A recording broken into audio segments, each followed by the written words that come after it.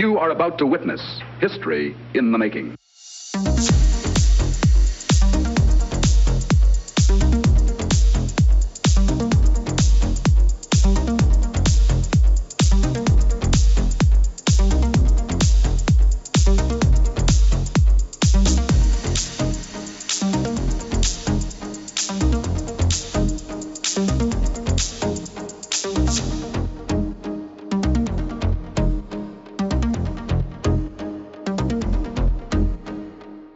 Good morning, good evening, good afternoon, and welcome to another Pop Culture Gamer podcast. It seems still a bit of a while since we had the last one. It's a week, actually. We were going to do them every couple of weeks. We were, weren't we? But we couldn't do it last week. And we won't be doing one probably next week either, probably, I don't know. But anyway, we're back for this week on I won't say it's a Halloween special, even though it is Halloween, but some of it will be sort of that sort of inclined way. And how are you, Hayden, by the way? Not too bad now. I wasn't last weekend, but I'm all right now. Do you want to crack on then with your story? Yeah, well, my whole family has had COVID. So my mother-in-law, start off with my nephew got it, then my mother-in-law, who lives with my nephew, my son got it, and then I got it, and then my sister-in-law, brother-in-law got it, and my wife got it. Nothing like spreading it around the family, eh? Yeah, share and enjoy, as it were. So, COVID. I know that I probably had it a lighter thing because obviously I've been double vaxxed and all of this, that, and the other, but it was still blooming awful. And what was worse for me, this was really weird, was the lateral flows didn't show I had COVID, and I had all of the symptoms. So I went for a PCR, and that said I didn't have COVID. And then I thought, well, okay, I just must have, like proper man flu sort of thing. Yeah. And then I went to see the doctor, and he said, "Nope, you've got COVID." So that was it. Was that his just opinion? Was that just opinion then when he said it was a clinical diagnosis? And then ironically, I went home and did a test, and it said I had COVID at that point. Right. So one way or the other, I had COVID, but it was a bit of a pain in the backside. But of course, COVID, I started developing the symptoms for that on day one of my diet. So I'm going on this thing with the local authority, the district council, that they have this fitness thing. It's called Take That Step, and it's designed to help people like lose weight. You get so many months of free gym membership and stuff like that. But you've got to hit target goals. So I got COVID on day one, and I've lost a stone. I had to lose a stone and a few pounds. So in the next 13 weeks, I only have to lose 2 pounds, and then I've hit my goal. As I said earlier, but I won't repeat what I said. You will be able to just pop that out easy. Yeah, a couple of laxatives, and that will sort that out quite nicely if I need it. That pebble dash will certainly work, wouldn't it? It certainly would. But I mean, it's just one of them things. So to complement the fact that I am going on this sort of like new sort of health and fitness thing, and because of all of the features that it has, I've bought myself an Apple Watch. Okay. Because it has an amazing number of sort of things in terms of tracking your health and fitness and stuff like that. Obviously, I don't even have to tell it; it'll automatically recognise it. But it recognises it after about 10 minutes, which was a bit poor. But there is the thing for doing a workout. So once your heart rate sort of hits a thing, it considers you doing a workout. So if you're going for a walk or something like that, I found it was about 5 minutes before it registered the fact that I was going for a walk. But you can start that early. And I know mine does the same actually on my Samsung watch, my Android. Yeah, I'm sure it's a common thing with all of these ones, but my Versa Lite never used to. It used to have a heart rate monitor, and that used to be it. But this reads like your blood oxygen levels. It reads your recovery from activity and stuff like that, and then it grades you. So my cardio is below average, evidently. Which is nice enough, but evidently my blood oxygen level is, like athlete sort of status, which is really weird. Because the only thing that's athletic about me is my athlete's foot. Yeah. Bum. But it also tells you if your heart is in an arrhythmia or stuff like that. It'll send you an alert to say that, which is obviously really useful for if you've got heart problems in your family, which that was part of what was wrong with my dad. He had a pacemaker fitted, stuff like that.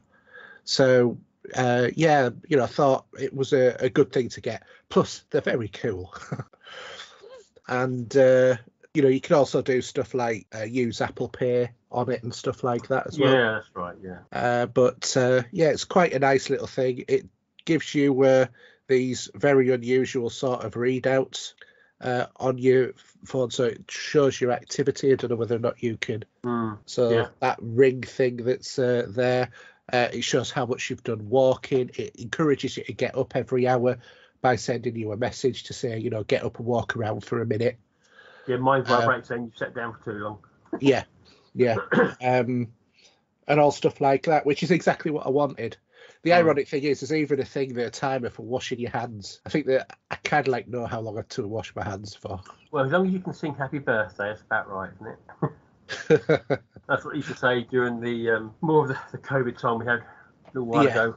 They were saying about washing your hands. If you sing Happy Birthday, that should be enough. Yeah. So I mean that's about it for me.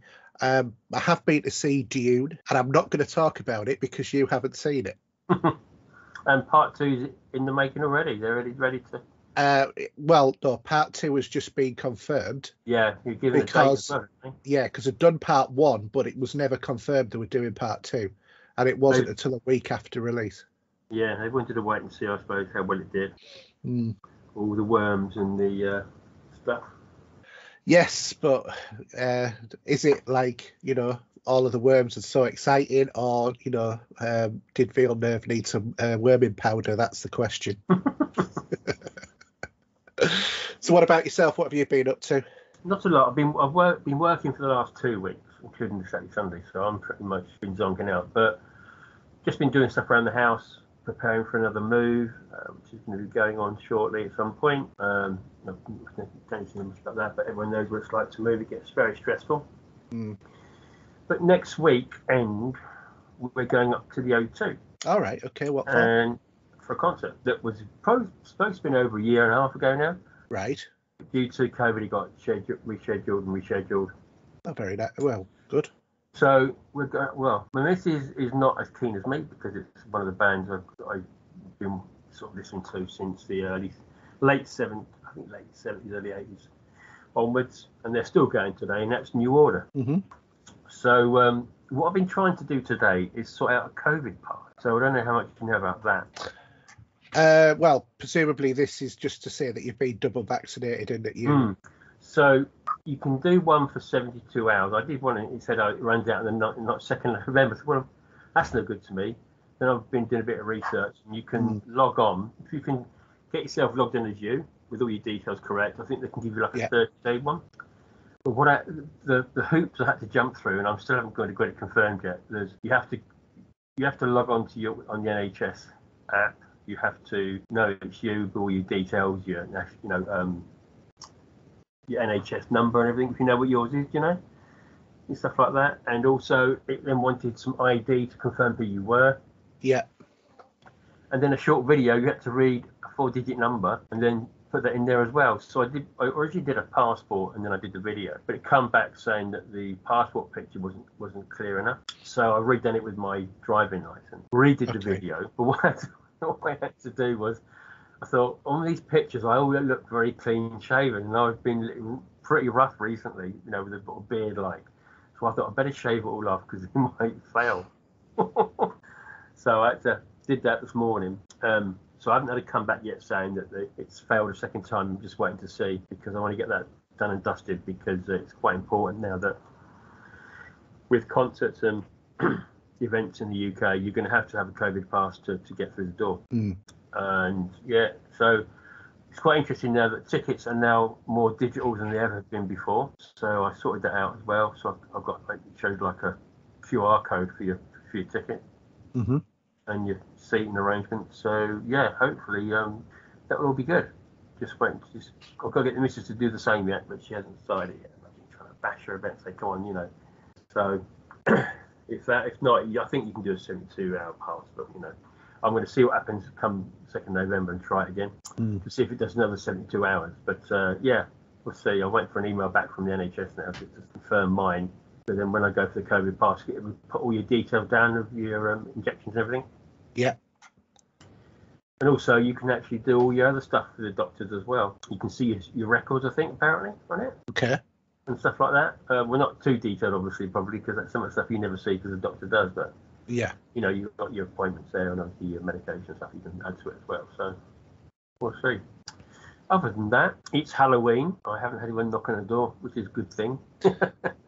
We stuck the sweets outside in a bowl that said, just help yourself, sort of thing, but not obviously to all of it.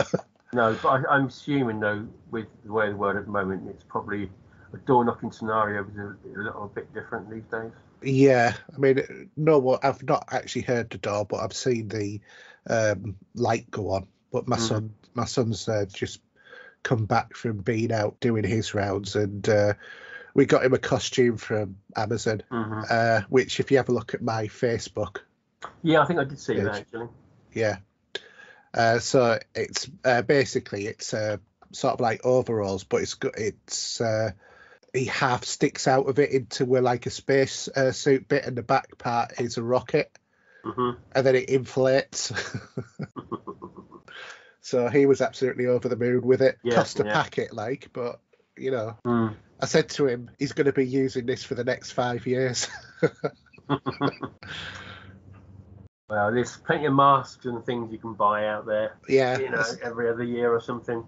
I thought, why couldn't you just have something simple like Squid Games? We could have got you some overalls and painted a triangle on a mask. I'm going to fit his name now, but one of my friends online showed me his son picked up a Squid Game mask and put a hoodie on. Yeah. I've been watching that actually. Oh, you have now? Seen it? Yeah, I've completely. Yeah, it's ages ago. Yeah. Yeah. Well, when I've finished it, we'll have a chat about it. Yeah, it's quite. How far you got? I'm on episode 7, the VIP one. Okay, yeah, I haven't got much more to go then. I think there's only 9 episodes.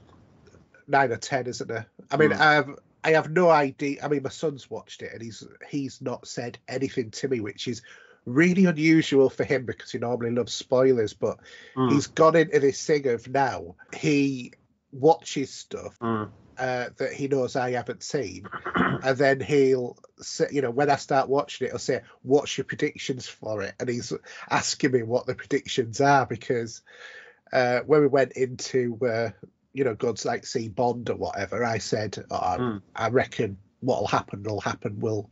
And I was, I predicted the whole storyline basically. So he's always testing us out now on stuff when he knows I haven't seen it. And to be honest, Squid Games, it hadn't appealed to me. And the only reason why I started watching it was because I was looking at Netflix and I was thinking, God, there's absolutely nothing that I want to watch. I mean, my son and I, we've started watching Cobra Kai. Hadn't you seen it originally then? No, I had, because if you remember, it was me who was telling you to see it all of the time. That's right, yeah. Nagging you to see it because I knew you'd love it, and you ended up loving it. But in terms of that, he watched an episode of it with us because we were just like flicking through and said, "Oh, try this. This is really cool," and he absolutely loved it. So we've got through to season 3. But what I ended up doing, I already had the Karate Kid, the movie, on 4K. So I ended up buying the trilogy to fill in the missing gaps for him. So we've watched the second movie, which obviously fills in the gaps for season 3 for him. And then we're going to watch Karate Kid 3 so that it answers all of the question, or all of the backstory for season 4, which is being released from the 1st of December. Yes, and what else? So first, is that confirmed? Is it? Because I haven't seen anything yet. 1st of December. It's on the Netflix page. Is that going to be the whole lot? Because I saw a trailer again for Dexter, the new HBO season that they're doing, and it's going to be on Sky. I think it's early November. I think it's been the first week of November. It's coming up. Yeah, they're advertising it on Sky now. Yeah, so I know there was another trailer there which was a bit more juicy than what I've seen, but yeah, I can't wait. I'll get something else to watch. Yeah.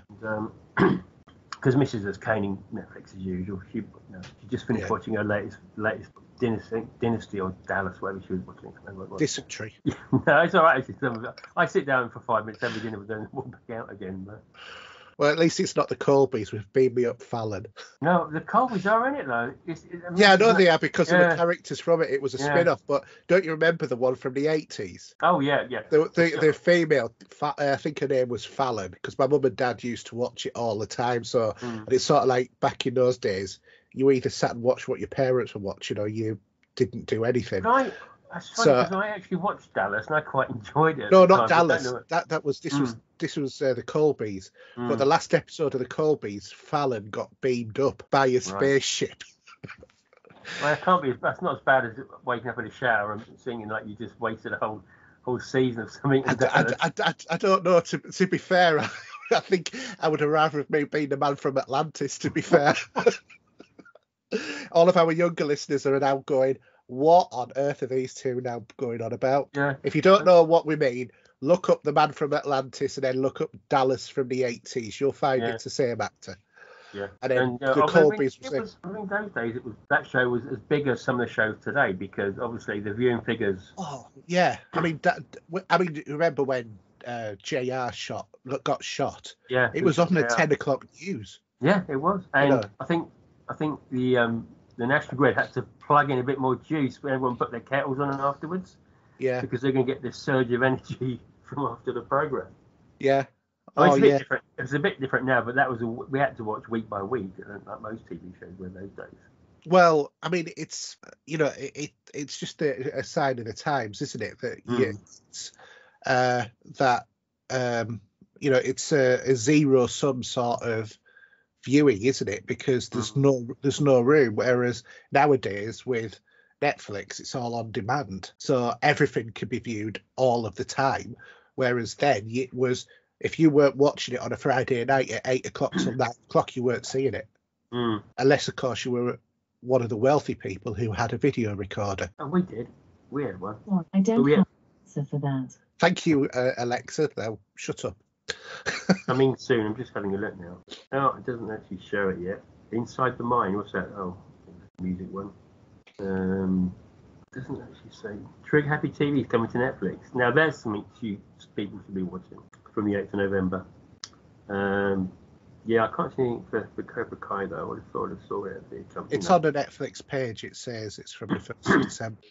Yeah, there's 11 things saying coming soon. It's on the actual page.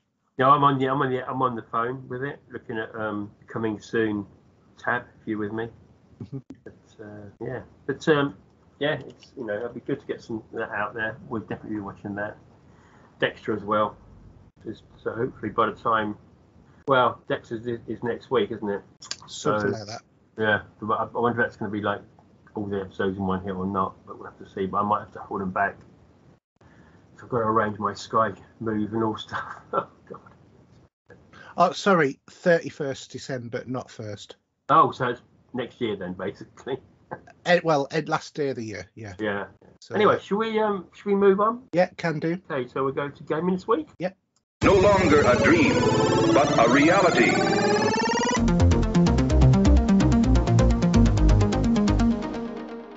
Now, I'm a bit out of the loop at the moment, so I do not know what happened then, but sure, it went a bit weird. Anyhow, so what have we got happening in game? I mean, there's only one thing I know about, but we'll get to that in a minute. Okay. You want to start with your favourite franchise? Yeah. Shall I go through some of these, and then if you've heard of any of this, you can sort of pick up on it. Yeah. When you get to the middle. Go on. Yeah. So Ubisoft's evidently working on Assassin's Creed Infinity as a game as a service, but it will not be free to play, evidently. So I'm wondering if they're going to be using something like the Marvel Avengers sort of model. But I think what worries me about this is it's a game as a service. It's the wrong way to go for the game. It's just going to be, well, I bet it'll probably be ending up being every player against everybody else, like the multiplayer part that was in Assassin's Creed Brotherhood, which it'll just ruin the game. This, the whole point of Assassin's Creed was it was a story, it was a history, it was all of that sort of stuff. So I'm really not looking forward to this, I've got to say. But who knows? It might be good. We'll have to see. Evidently, as well, Assassin's Creed Valhalla is the second biggest profitable game in Assassin's Creed history. Really? No, I haven't even played it yet. I can't get into it. I really can't get. I just struggle with the game so much. I don't know whether or not I don't like the sort of environment, because although it's England, it's like quite a gloomy sort of England, being set when it is. But I don't know. I feel like Valhalla. Sorry, I was thinking a minute. Hold on a minute. I played the other one, but which was set in London, but that's Syndicate. This one's the Vikings, isn't it? So I just don't enjoy it as much. To me, it's quite a poor one in the franchise, but evidently it's very profitable for them. Prince of Persia: Sands of Time and the Division spin-off Heartland have been delayed by Ubisoft. Not sure of the reasons why for that. There is a new Star Ocean's game that's coming out in 2022 as well. Did you ever play Star Ocean? No, I didn't actually. No. Well, I mean, I've never really got into the franchise, but I do know that there's a lot of people who really love Star Ocean, so it might be interesting to some of our listeners. But one of the big things, and especially for me, that's sort of coming out of all of this, was the PlayStation State of Play with the PlayStation PC. It's now an official thing, with more games moving on to PC. You've got God of War 2018, which is coming soon, as one of them. And I'd heard as well someone speaking about Uncharted 4. Yeah. Is this going to make your PlayStation feel a bit redundant more that you'll go to PC? Well, I wouldn't have thought so, because my PC doesn't make my Xbox redundant. No. And nowadays, I'm tending to be playing more on the PS5 than I'm on the Xbox, for no reason other than the fact that it's the first time in a long time that I actually like the PlayStation controller, even though the battery life is still shockingly appalling on it. But I do like the PS5 controller. It's really nice and comfy, and also it works with the PS3 as well if you connect it via a lead. Oh, okay, that's handy.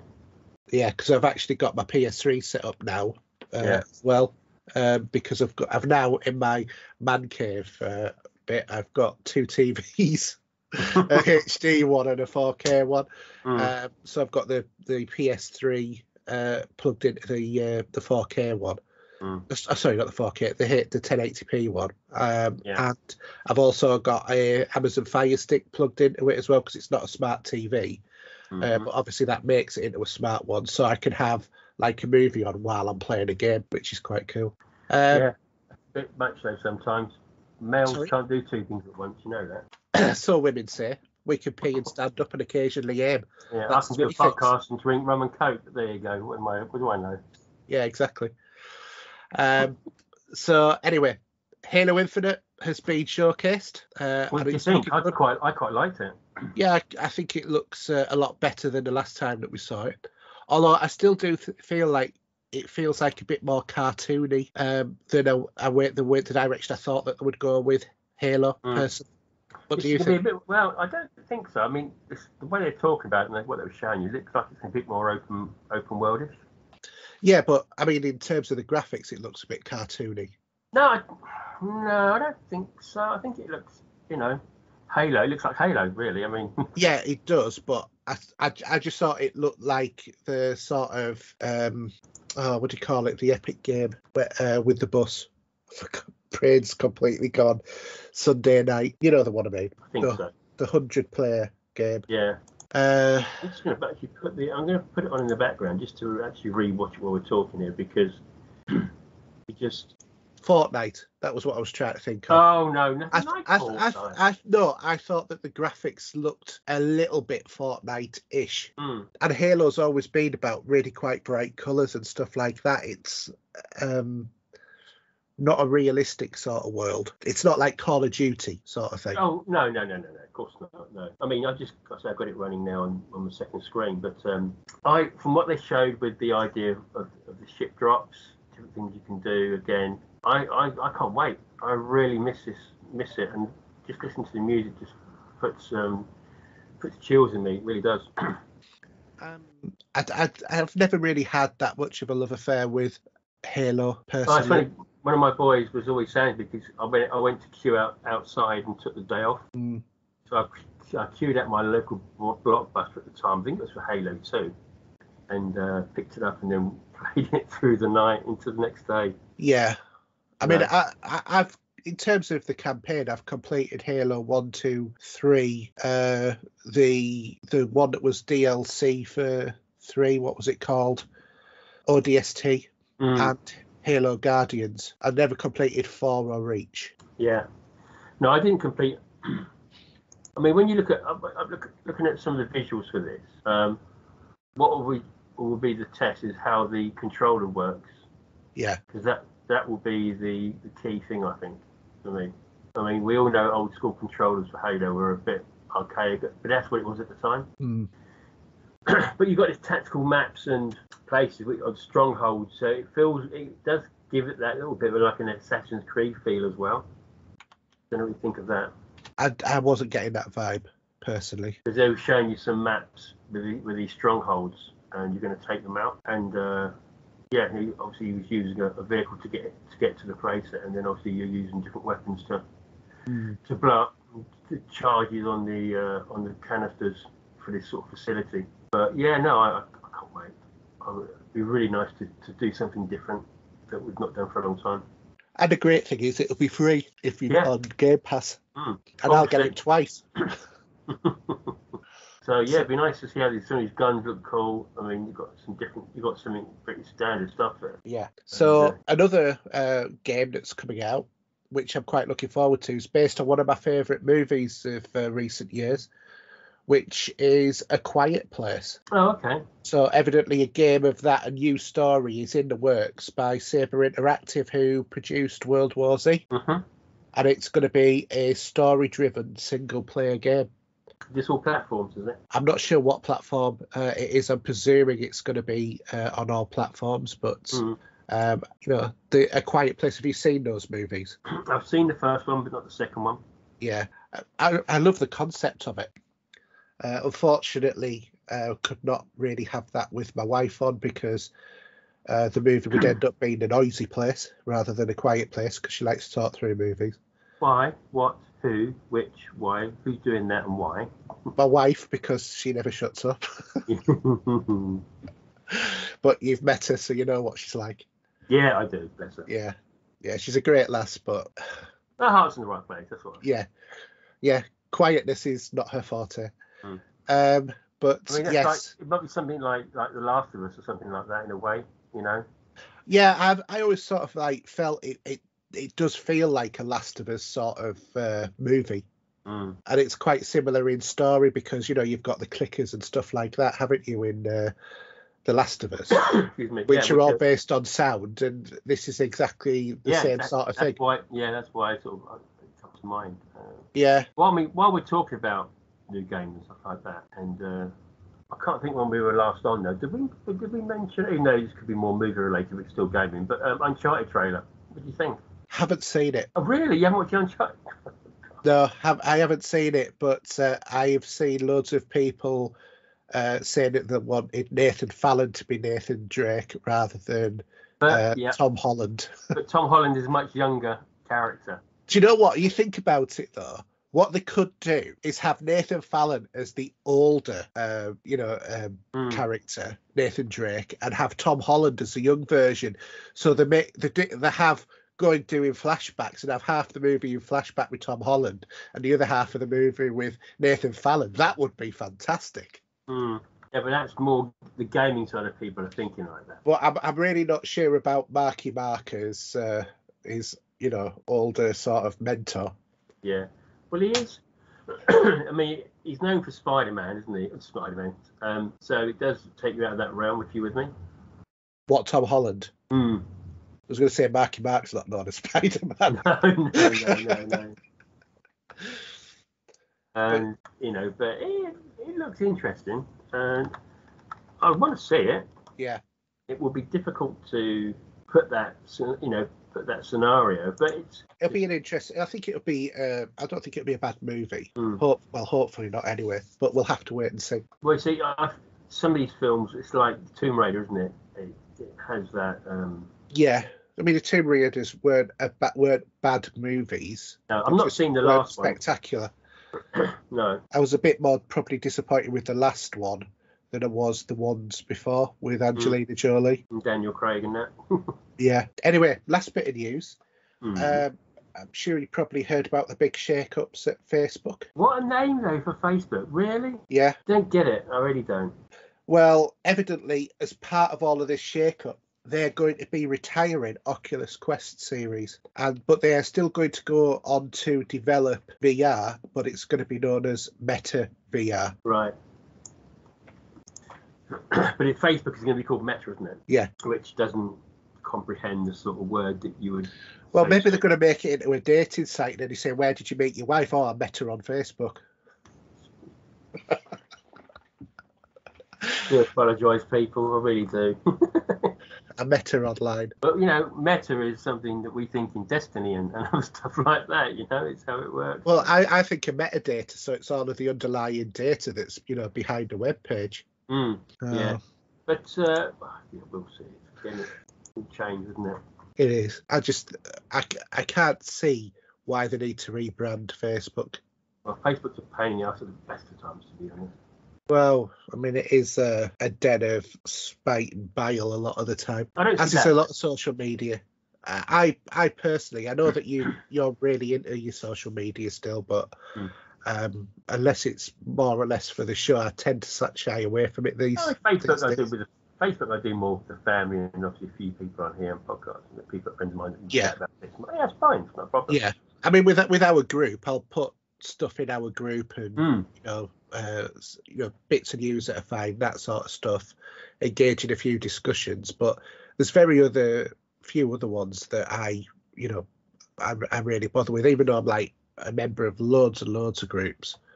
But I just can't be bothered with it nowadays. And I think the problem is the way that the world is with Facebook and, all social media is people are becoming more and more opinionated on stuff. And it's so easy for them to just be surrounded by people who agree with them. So that's why you get a lot of, real nastiness come out when everybody, when opposing forces clash, as it were, and people take it so personal. Yeah, I just can't be bothered. I think I had one thing happen years ago, but most of the people in the background that look after some of the sites Facebook groups I'm on, not too bad, and people are very sort of friendly and not critical. These days, I mean, I've got, just looking at mine now, I mean, I've got one called the Godfather Lovers, cinema of the 70s. Got one for James Horner and Friends, the composer. ITC Entertainment, Punk, Vinyl and Memorabilia. And somebody said, the Thing 1982 fan group as well. And yeah, they're pretty okay. I think, I haven't really come across anything really major with these. But it's the same thing, isn't it? It's one or two people spoiling it for everyone else. But the people in the background doing the, I can't even think of the word now, the moderators. Yeah. Do sometimes hit on it, and they always like to say that, we can only post certain things and, all be fair and love and war and everything else, Yeah, and to be fair, thanks to our moderators on our our Facebook group as well, because we don't often give you thanks, but thanks for doing it, guys. So it's all right, isn't it? Anyway, should we go to new releases? Yeah, so we've got 2 weeks worth here, since we're doing it fortnightly at the moment. Well, I'll do that. I'll do this, but this will be fun. So for the 2nd of November, we have Giant Uprising on the PC and World War Z on the Switch. So for the 4th of the 11th, Spaceliners from Far Out on PC and Xbox. Call of Duty Vanguard on basically all platforms from Blizzard. That's the 5th, actually. Also in the 4th, got Just Dance 2022. Are they still going on PS4, PS5, Xbox Series X, Xbox, Switch, and Stadia? Really? Okay. Yeah, evidently with Just Dance as well, you can subscribe monthly to it. For the 9th, we've got Football Manager 2022 on PC, and we've also got Football Manager Xbox Edition obviously on the Xbox. Disney Classic Games for PC, PS4, Xbox, and Switch. On the 9th, we've got Airborne Kingdom, again on all platforms there. Still on the 9th, we've got Forza Horizon 5, which I'm going to download at some point. I thought Forza Horizon was coming out on the 5th. I don't know why. Because it's Forza Horizon. No, it wasn't because of that. I was sure that they'd announced it as the 5th, but obviously it was wrong. But and we've got on the 9th, we've got Football Manager twice here, but I don't know why that is. Jurassic Park Evolution 2. PS5, PS4, Xbox Series X, and Xbox One. Evidently on that, the worlds are much larger than the previous one. I quite enjoyed that, though. It's quite good. Yeah, it was a good game. My Singing Monsters Playground. Switch, PS5, PS4, Xbox Series X, and Xbox One. For the 11th, we have Synth Riders on the PSVR, Epic Chef on PC, PS4, Xbox One, Switch. Star Wars The Old Republic on the Switch. Skyrim Special Edition on everything. Grand Theft Auto 5. Is that the PS5 and Xbox Series X versions? Okay. I want to know, are we still getting that on a PS5 for free because it was advertised a year ago? Maybe, but then there's the other edition coming out, isn't there? Then we got Grand Theft Auto Online, just quickly, and Shin Megami Teaser 5 on the Switch. So Grand Theft Auto's in a bit of a hit and miss in a minute, because obviously we've got the 3-pack remastered coming out, haven't we? Yeah. Including the upgrades. If anyone really wants to go and dive back into number 5 again. Would that mean anyone who's owned it on the other consoles will still get it for free or not? Or do you have to pay for it again? I don't know. I don't know what the arrangement is with it, but it'll be interesting to see. I mean, PlayStation have gone down this dark road of having to pay for some upgrades now, haven't they? And that is, I think that they've had a bit of an about face with it, but it's still wrong. Shouldn't be doing that. No. So, but and we'll see how. Yeah. But when you think about it, the last gen, where we went from 360 to Xbox One and PS3 to PS4, the games didn't port over to the new system at all, so you had to buy it from new. So I can kind of understand the reasoning, but because of the way that they've started this off, they need to stick with it, I think, in terms of how they started rather than change it now. So anyway, I've got a subscription game. So subscription wise, we've got on Games with Gold, Moving Out. So this one, I think, has already been on Game Pass, if I remember rightly. And I think I've got quite a few of those achievements. That's from the 1st to the 30th. We've got Kingdoms 2 Crowns, available from the 16th of November to the 16th of December. We've got Rocket Knight available between the 1st and the 15th, and Lego Batman 2 DC Superheroes available from the 16th of November to the 30th. Game Pass wise, we've got Minecraft PC bundle on the 2nd, Football Manager 2022 on the 9th, Forza Horizon 5 on the 9th, Grand Theft Auto San Andreas Definitive Edition on the 11th. We've got the Elder Scrolls Skyrim Anniversary Edition on the 11th. That's on cloud, PC and console. Microsoft Flight Simulator Game of the Year Edition on the 18th. Undungeon on November the 18th. And Evil Genius 2 World Domination on November the 30th. We haven't got any announcements about what's coming out of Game Pass in November yet, but basically expect it to be about half a dozen games that have been leaving. PlayStation. Sorry, go on. I was just going to say, because Forza Horizon 5 coming out, do you think they'll reduce? I reckon we'll get rid of 4 out. Yeah, that would be logical. Yeah.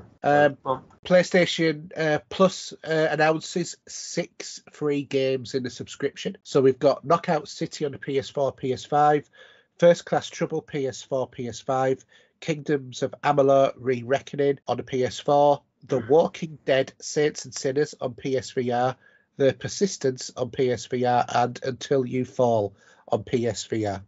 I kind of get a feeling that this might be their attempt to sell PSVR for Christmas. Just as a guess, but that's what I'm expecting.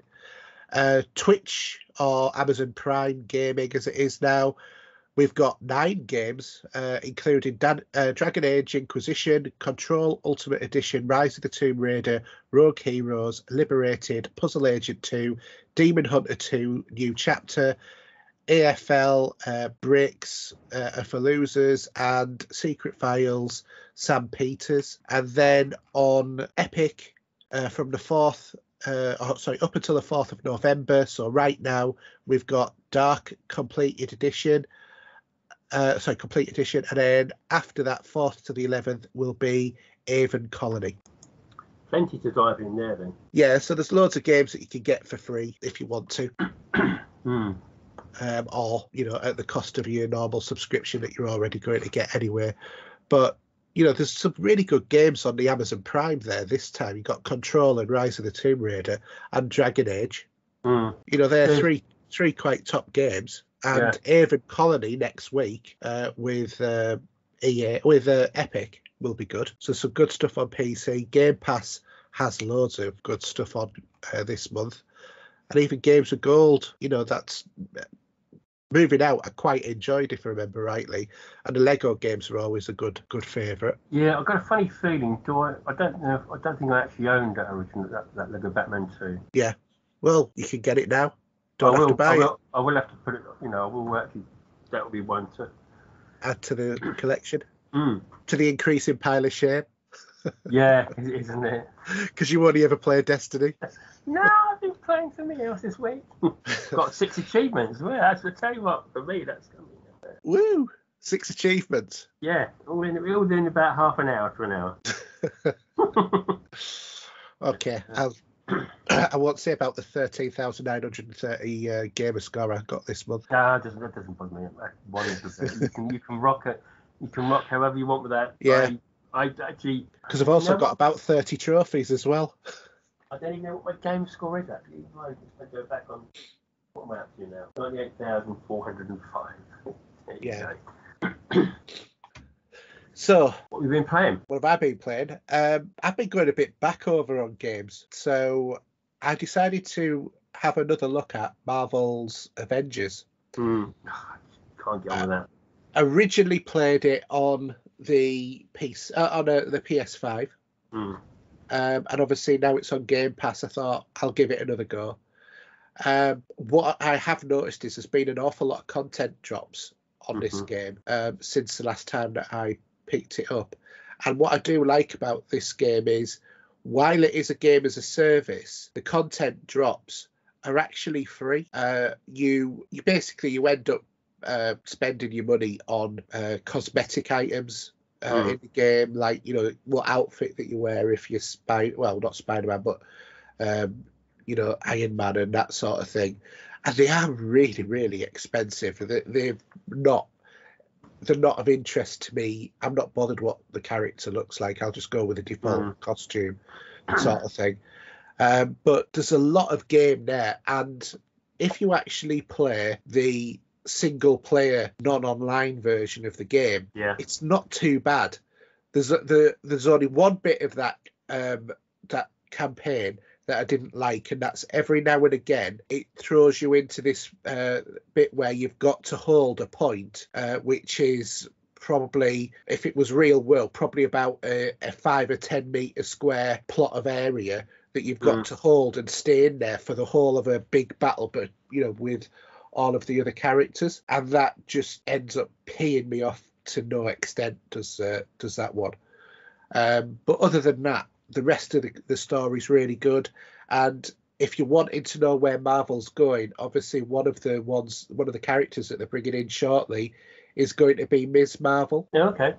Who is the sort of first kind of Asian? Is it Asian? Not Asian. But either Pakistan or India. I can't remember where she comes from. What is somewhere around there. She's the first superhero character representing that particular demographic of people, and quite a good character. And a lot of the story in Marvel Avengers is about that character, and then you get additional DLC which looks at Hawkeye, it looks at Black Widow, and it looks at Black Panther. So, and they'll produce other ones, no doubt, as well. Evidently on PS5 there's going to be Spider-Man stuff, but that's not coming onto Xbox. PlayStation are not playing in relation to that, or Sony had. But yeah, it's not a bad game, and it's available on Game Pass at the moment, and it's definitely worth a go. Yeah, I don't know. I saw it and I just went. I mean, you're a Team Marvel fan, so that helps probably a little bit. Now, don't get me wrong, but I just feel some things just don't look right or feel right. You may be a bit more forgiving than me for that. Yeah. I don't like it as a game as a service at all. I just don't bother with that whole end of the game. But in terms of it as a story, a single player story, it's really good. I personally found it good enough buying it brand new on PlayStation when it was released, playing it as a single player story. Yeah. I was happy with that. I don't feel like I was cheated in any way. And now there's more single player story content in there as well.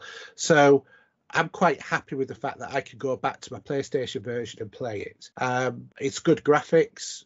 It's on PS5. It's really smooth in terms of what I've played of it. Obviously it's 4K and all that sort of stuff.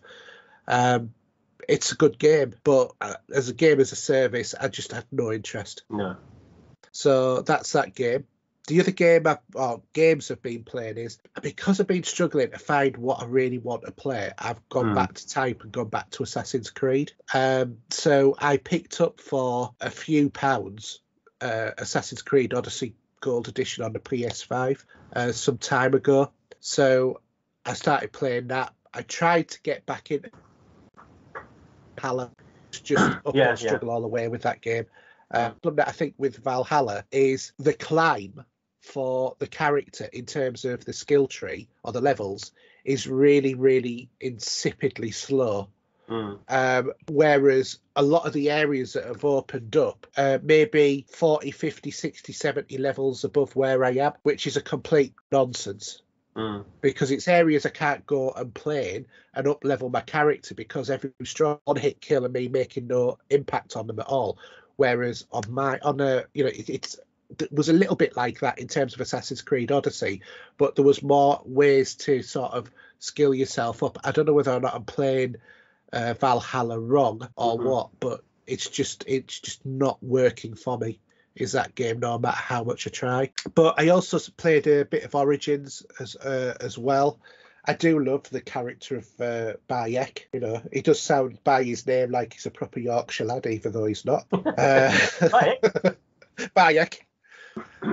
But yeah, he's a good character. But my love of Assassin's Creed in recent years has been Odyssey. It's funny because I was doing a little bit of packing some stuff away that I think I'm not going to touch now, so I started to put some box together, some Blu-rays and some games. Obviously, these days you don't need the discs, do you? And I was looking at Origins, and what is the other one? So Origins is set in Egypt, isn't it?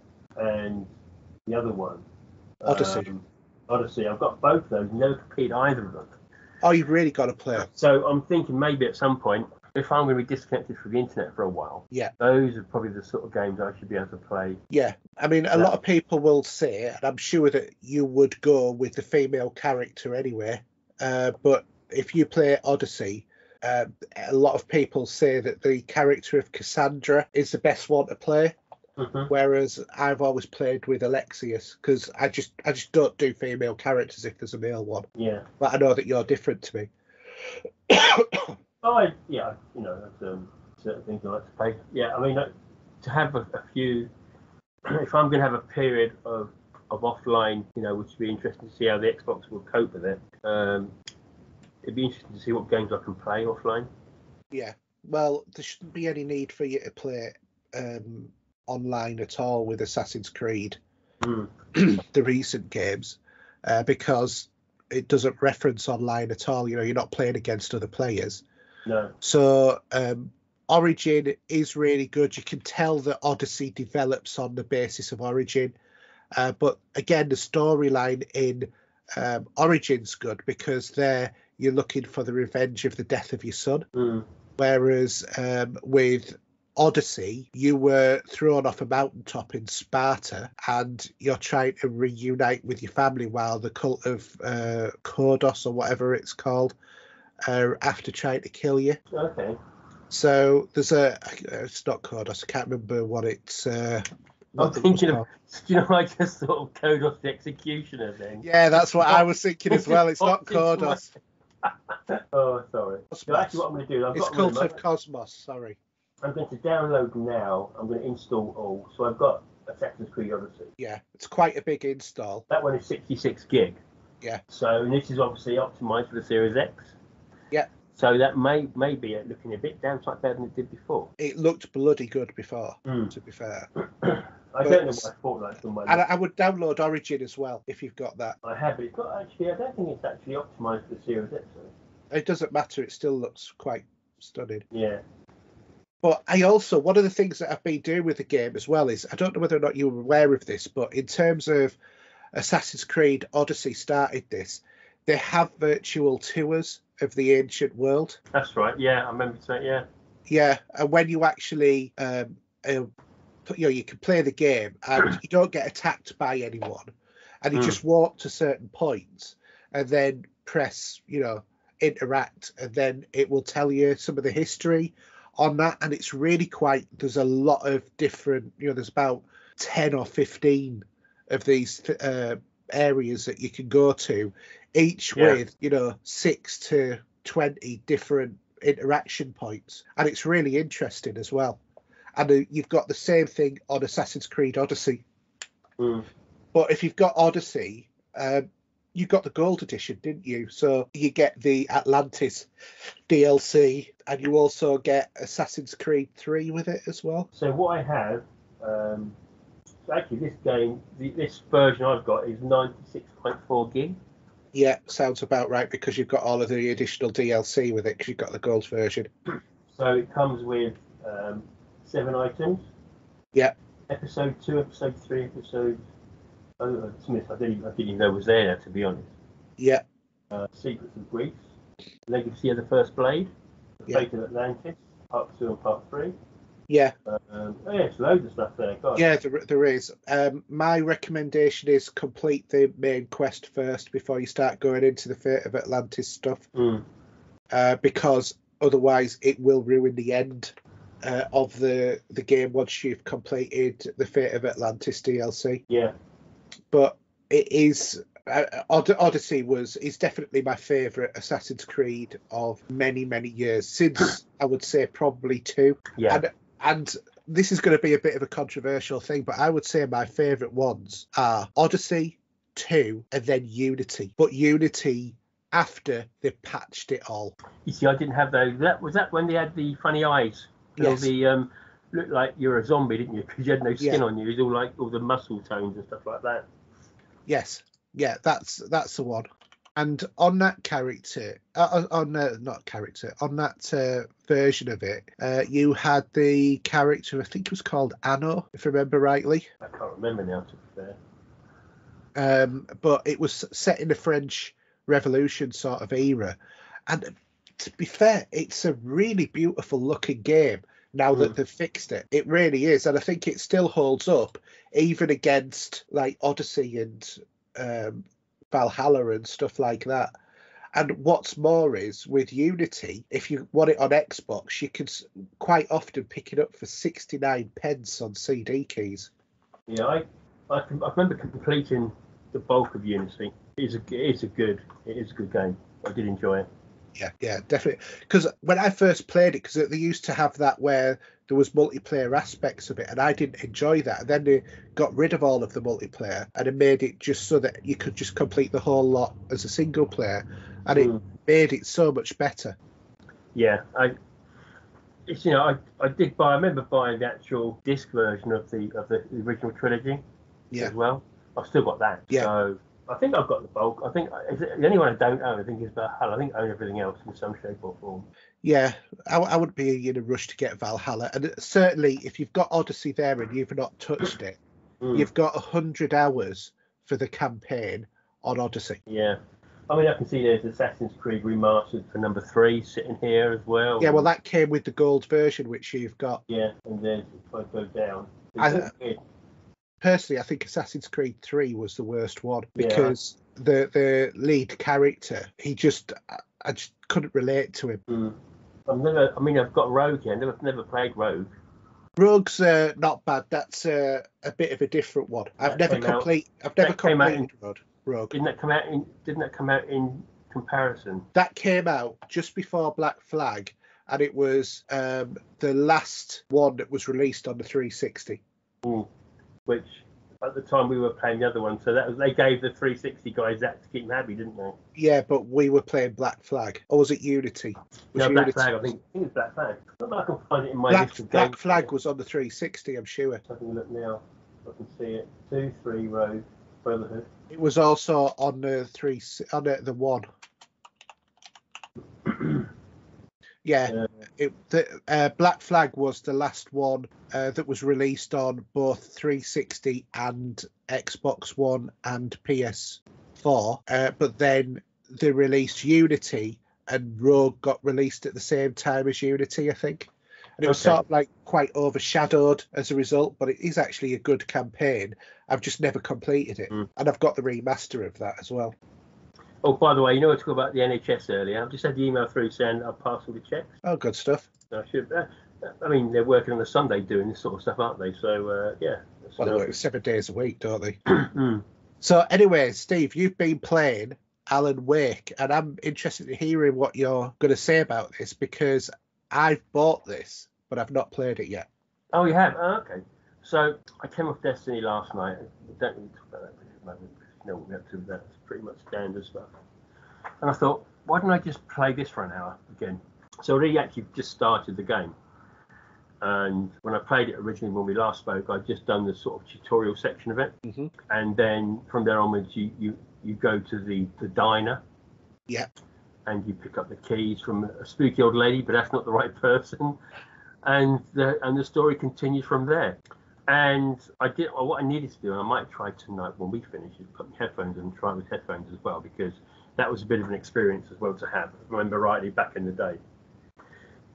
And I'm quite enjoying it. I've done episode 1, and I even sat there and watched an episode of, it's not the Twilight Zone, but it was something very similar. Yeah, there is an achievement for watching every episode of every TV series that's on there. And what was it called? Night. I'm trying to remember what it was called now. Oh man, what was it called? Night something. That's it. Night Springs. There we go. Yeah. And it's smooth. It runs well. It looks good. It's obviously a lot of black, dark colours in it. Still creepy. Even though I haven't played this since the 360, I suppose, that it came out on originally. Yes, it would have been. Yeah. And the mechanics of the light and the gun, it's very smooth. Graphically, it looks lovely. I don't think it looks too dated from the colour palette it's got. Right, because it was a very muted, sort of almost desaturated at times, wasn't it? The colour palette. I did remember a couple of bits about it, but this has got also the DLC attached to it as well. Right. Which I did play that as well. And then there was a second game that came out on the 360. Alan Wake's American Nightmare. Yeah, which I got that as well. But that's a 360 version, not in the tell me this bundle. Yeah, it'd be quite nice to actually have a remake of that, because you remember my sort of like Halloween-y sort of story that's attached to that. Yeah, and just doing the dodging and bringing the light, the torch out to mute them a bit, and then use your shotgun or your flare or whatever you want to got.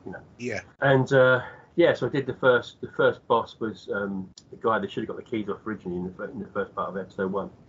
I quite enjoyed it, and then I've forgotten all about the way it ends, because you get there was this Roy Orbison track playing in the background. Yeah, because it's all in episodes, isn't it? Yeah, and it's got that. The original date, the release date of this? Oh, that's for now, isn't it? But I just find it fascinating to play such an old game that's been remastered that we've been wanting, and also I think we've been really crying out for a sequel. Well, I mean, it's an 11-year-old game, isn't it? Because it was released on the 18th of May 2010. I mean, the cutscenes look pretty cool still. Yeah. I don't think they really age that badly. No. Because obviously they obviously tweak it, but you've still got the. It was one of those games where the graphics were ahead of its time. And it has that. When you see the mountains in the background and some of the scenes there, it looks lovely. It really does. Yeah. Because I think Hope Springs is where what it's called. I think, remember rightly. I think so. Yeah. But if you've never played it, for the price it is, especially something to give you a bit of a chill and a jump and a scare, because there are some sort of jump moments in it, especially if you've got your headphones on. Be interesting if you might put it on tonight, maybe at some point. Yeah. And see what you think. Well, I'll probably be playing a bit later tonight before I go to bed. Just gonna go start episode 2. It's a thoroughly great game. I think it's, and for the price of £25, I think it's. It's good value. Good value. And yeah, I don't know what more I can say. That I'm going to look forward to going through and completing it the first time. Obviously, you've got your collectibles. You have the manuscripts, which is to do with the story, and you have the flasks, the coffee flasks. Yeah. What I do have, if I turn around, is I think I actually got that there. I've got a couple of Alan Wake books on my shelf, which I think are. I don't know if one's a walkthrough. I'll have a look at that later. But one's with Alan Wake illustrated as well. Nice hardback books. So yeah, it's one of my favourite games, and yeah, definitely to play it on headphones. From what I remember back in the day. Would it not work through your surround sound system? It does, yeah. But when you're playing this at night, I think you want it a bit loud. So if I put it on the Xbox headset. Yeah, sorry, I'm forgetting because where I am, I can have it cranked right up. And, yeah. And there's no one there to hear it. Yeah. I mean, this game's got 10 years. Is it 10 years old, I think? 11. 11, yeah. It's, I mean, there is an extended Is it a Nightmare edition as well, which is a bit more harder to do to get the extra manuscripts. As well in there, the collectibles. Yeah, well, that is if you find the extra manuscripts. I'm sure that YouTube these days is very helpful. Yeah, but it is the Nightmare level, so it's the hardest version of the game, isn't it? I think I've never seen a game use these sort of techniques and mechanics in a game ever since. Other than American Nightmare. Yeah, but that's Remedy still, isn't it? I don't think anyone else has used the idea of shining light into characters to. Wasn't you thinking of Quantum Break? Yeah, that was Remedy something... again. Yeah, I'm sure there was something similar on Quantum Break, but I can't remember what it was. Yeah. But again, as you said, that's still Remedy. Exactly. And evidently, Control is supposed to be in the same universe as Alan Wake, which again is Remedy again. Yeah. I did notice something. Sorry, there was actually a reference on Control to Alan Wake, actually. I don't know if you remember playing it before. You have played it before, haven't you? Alan Wake? Yeah. Yeah, completed it. Yeah. So there's a bit of a part of the early on of the game. This is no real spoiler. There's a little flashback to when they're in their I don't know, maybe New York apartment or wherever it would have been. Yeah. And we went to his office, and in there it looks like you got 2 golden handguns, which I thought was something to do with Hitman.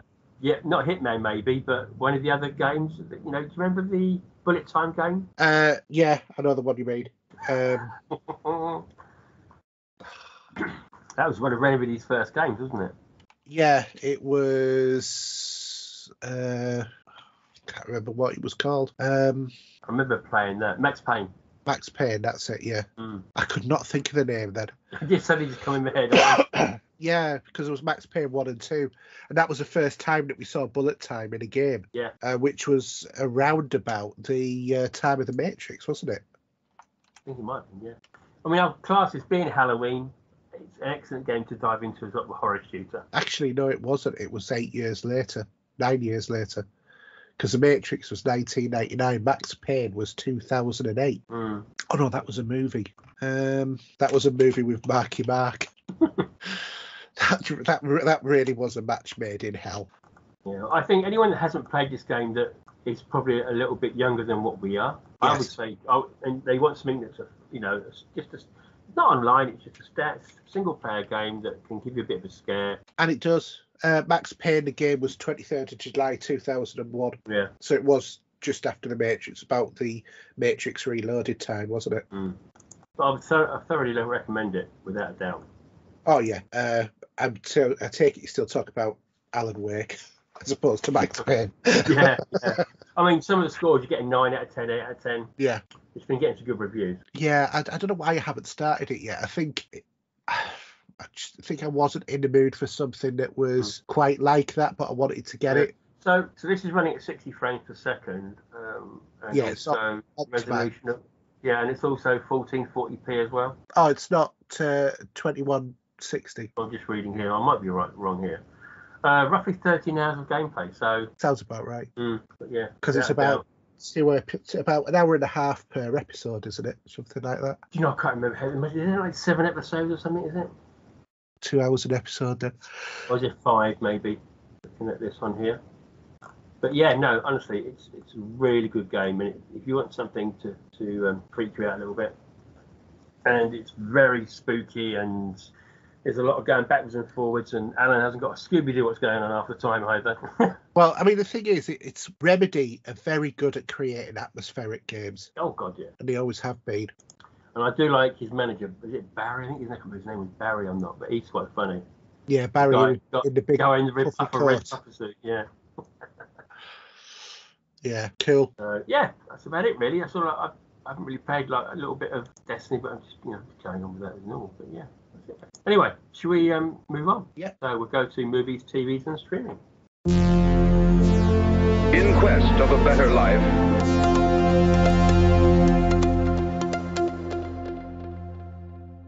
Okay, so summer releases from the 31st of October through to the 12th of November, as we're doing like a 2-weeker. So we have the London game on the 31st, and the 4th of November we have the Realm of Terracotta. From the 5th onwards we've got Eternals, Spencer, actually that's to do with Diana Spencer, The Car Counter, Becoming Cousteau, Bull and Lantern's Lane. On the 8th we got Ida Red, and on the 12th we have Cry Macho, Mothering Sunday, The Colour Room and Mosley. The Eternals is the one for me, obviously. I did see the trailer for that when I went to see Bond, so it looked pretty good. Yeah. One film that isn't there, which is already out at the minute, Edgar Wright's new movie, Last Night in Soho. Oh, yes, that looks really good. The one with Matt Smith in it. That's it. Yeah, I really like the sound of that, so I'd like to see that at some point. Yeah. Okay, do you want to do the Blu-ray DVD releases? Yeah. I'll have a little scout on it myself. We've got A Clockwork Orange Titans of Cult Steelbook 4K Blu-ray. Released on the 1st of November, we've got Harry Potter and the Complete 20th Anniversary Collector's Edition, Amazon exclusive 4K Blu-ray as well. There's also the Guns of Navarone 60th Anniversary 4K Blu-ray and Venom Amazon exclusive 4K Blu-ray as well. And then for the 8th of November, to be fair, there's nothing really standing out there for me from that list. No. I mean, Guns of Navarone is an iconic movie. Yeah, it is.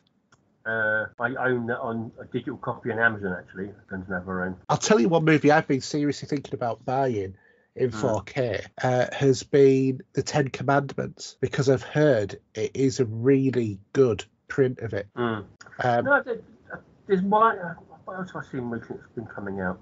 So with if we go on the spooky side of things again, the trailer for the latest Scream movie is now out. I don't know if you know about this. I know that they were remaking it. I've not seen the trailer. So this is not a remake. I think this is basically the next Scream film. Yeah. And you're going to. But it's not Scream 5. It's just Scream, isn't it? No, it is Scream. It will be Scream 5 because the characters that are in it are. All right. I thought they were just resetting the numbering. No, they just call it Scream, I think, basically. And what they've done is they just released the 4K version of the original for its anniversary. Which I'm very tempted. Now, I've heard rumours about the print is not great, or I'm still looking into it because I've heard good and bad feedback about it. But Wes Craven's Scream, that I love those movies, really are. Cut above on their own. It's sort of the 90s horror films and the idea of how that went there onwards with the different type of movies that came out. And yeah, I really enjoy it. Really one of my favourites.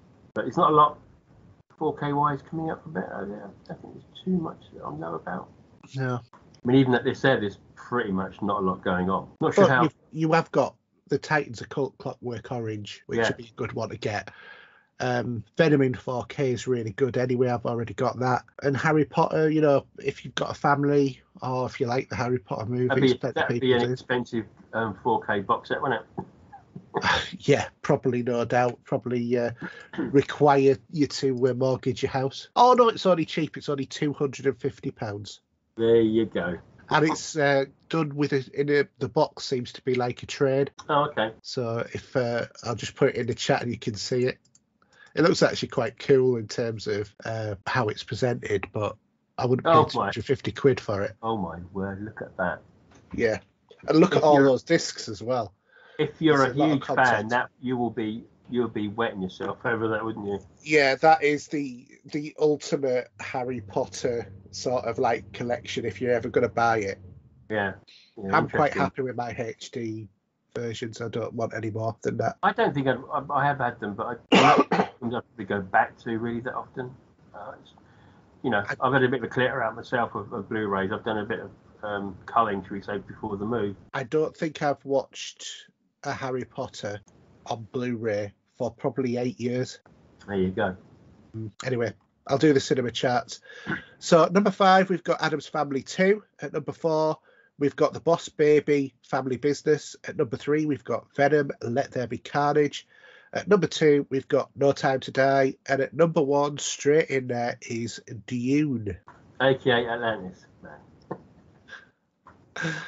And then Blu-ray and DVD charts, we've got at number 5, down from 3, Black Widow. At number 4, a re-entry is Scream. At number 3, new entries Injustice. Number 2, new entry The Spark Brothers. And at number 1, the Fast and the Furious 9. The picture for Scream there, that looks like has nothing to do with it. I don't know where you got that from. No, it's from the UK chart, but that's the one that they've got it on. But it looks like Will I Am. It is Will I Am. I was about to. I don't know why they've done that, but who knows? So I'm assuming it is Scream, the 25th anniversary. I'm assuming it is. And I will put a lot of love for the Sparks Brothers because I love the documentary. It's superb. Other than that, yeah, I've not seen Black Widow yet. I'm sure I'll see it at some point. It's not bad. It's a very, ticking the boxes standard sort of Marvel movie. If you like the Marvel formula, you'll like this. If you don't like the Marvel formula, then what the hell are you doing watching it? Yeah. So it's as simple as that, basically. I wonder how the box office taken again for the cinema charts, because obviously Bond's been out for a few weeks now. Yeah. And obviously there's a lot of money there to recoup. And it'd be interesting to see how those figures are going now. Well, looking at it, that is the figures there, isn't it, in terms of the... It's all blurry and I can't zoom into it, but...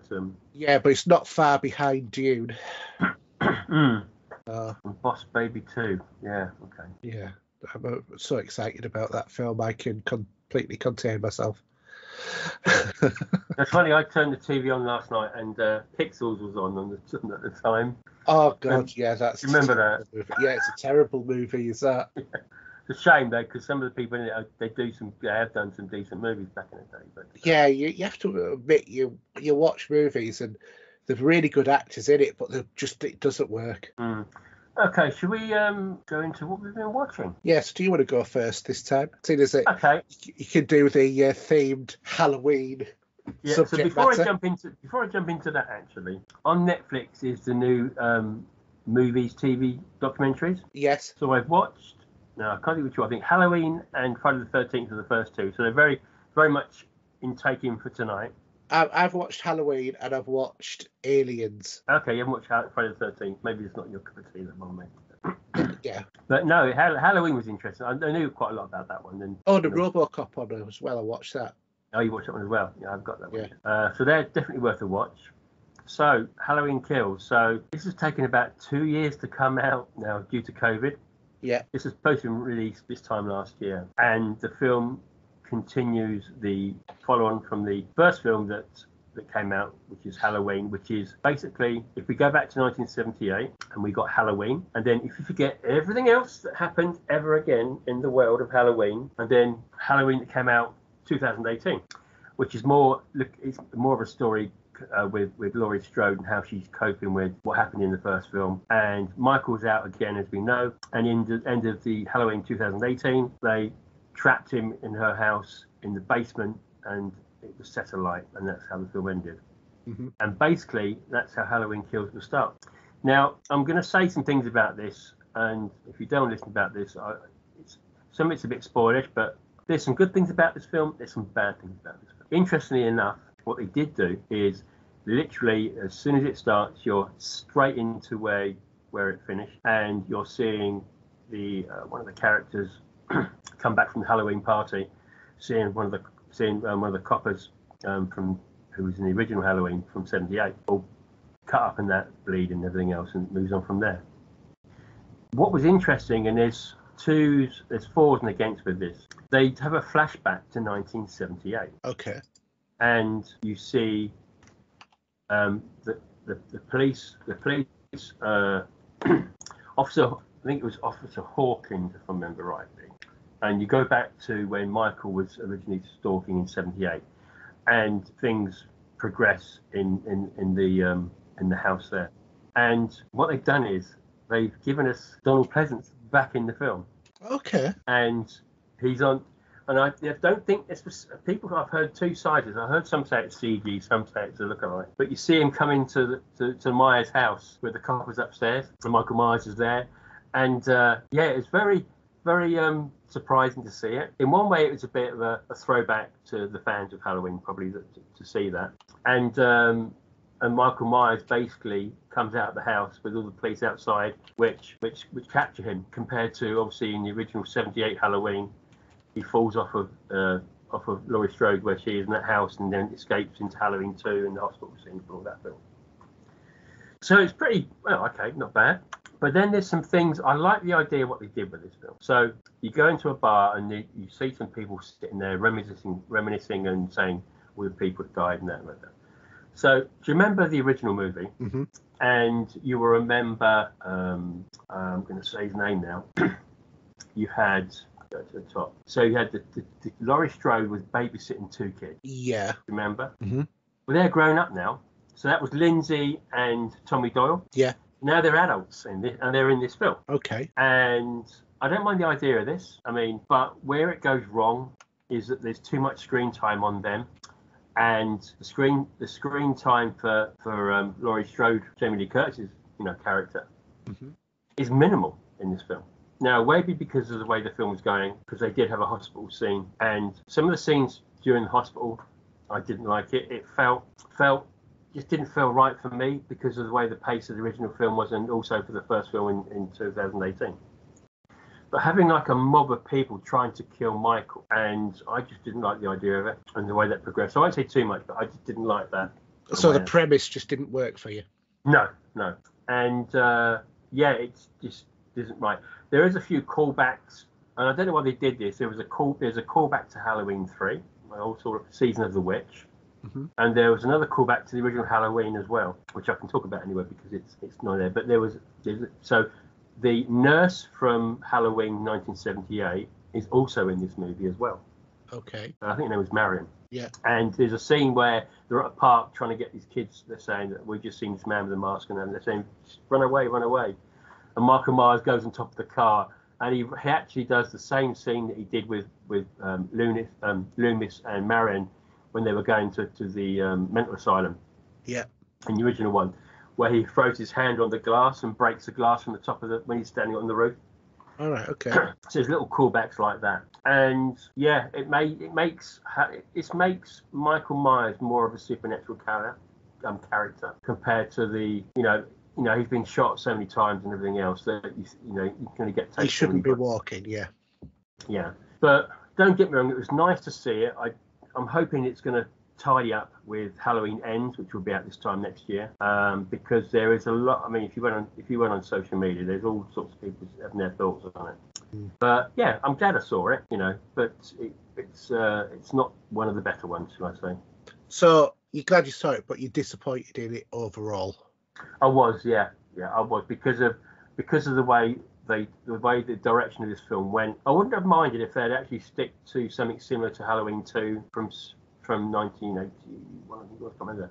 So the way that was one night, and this is still one night, obviously, but it's more about the town all coming together on a rampage with pitchforks and.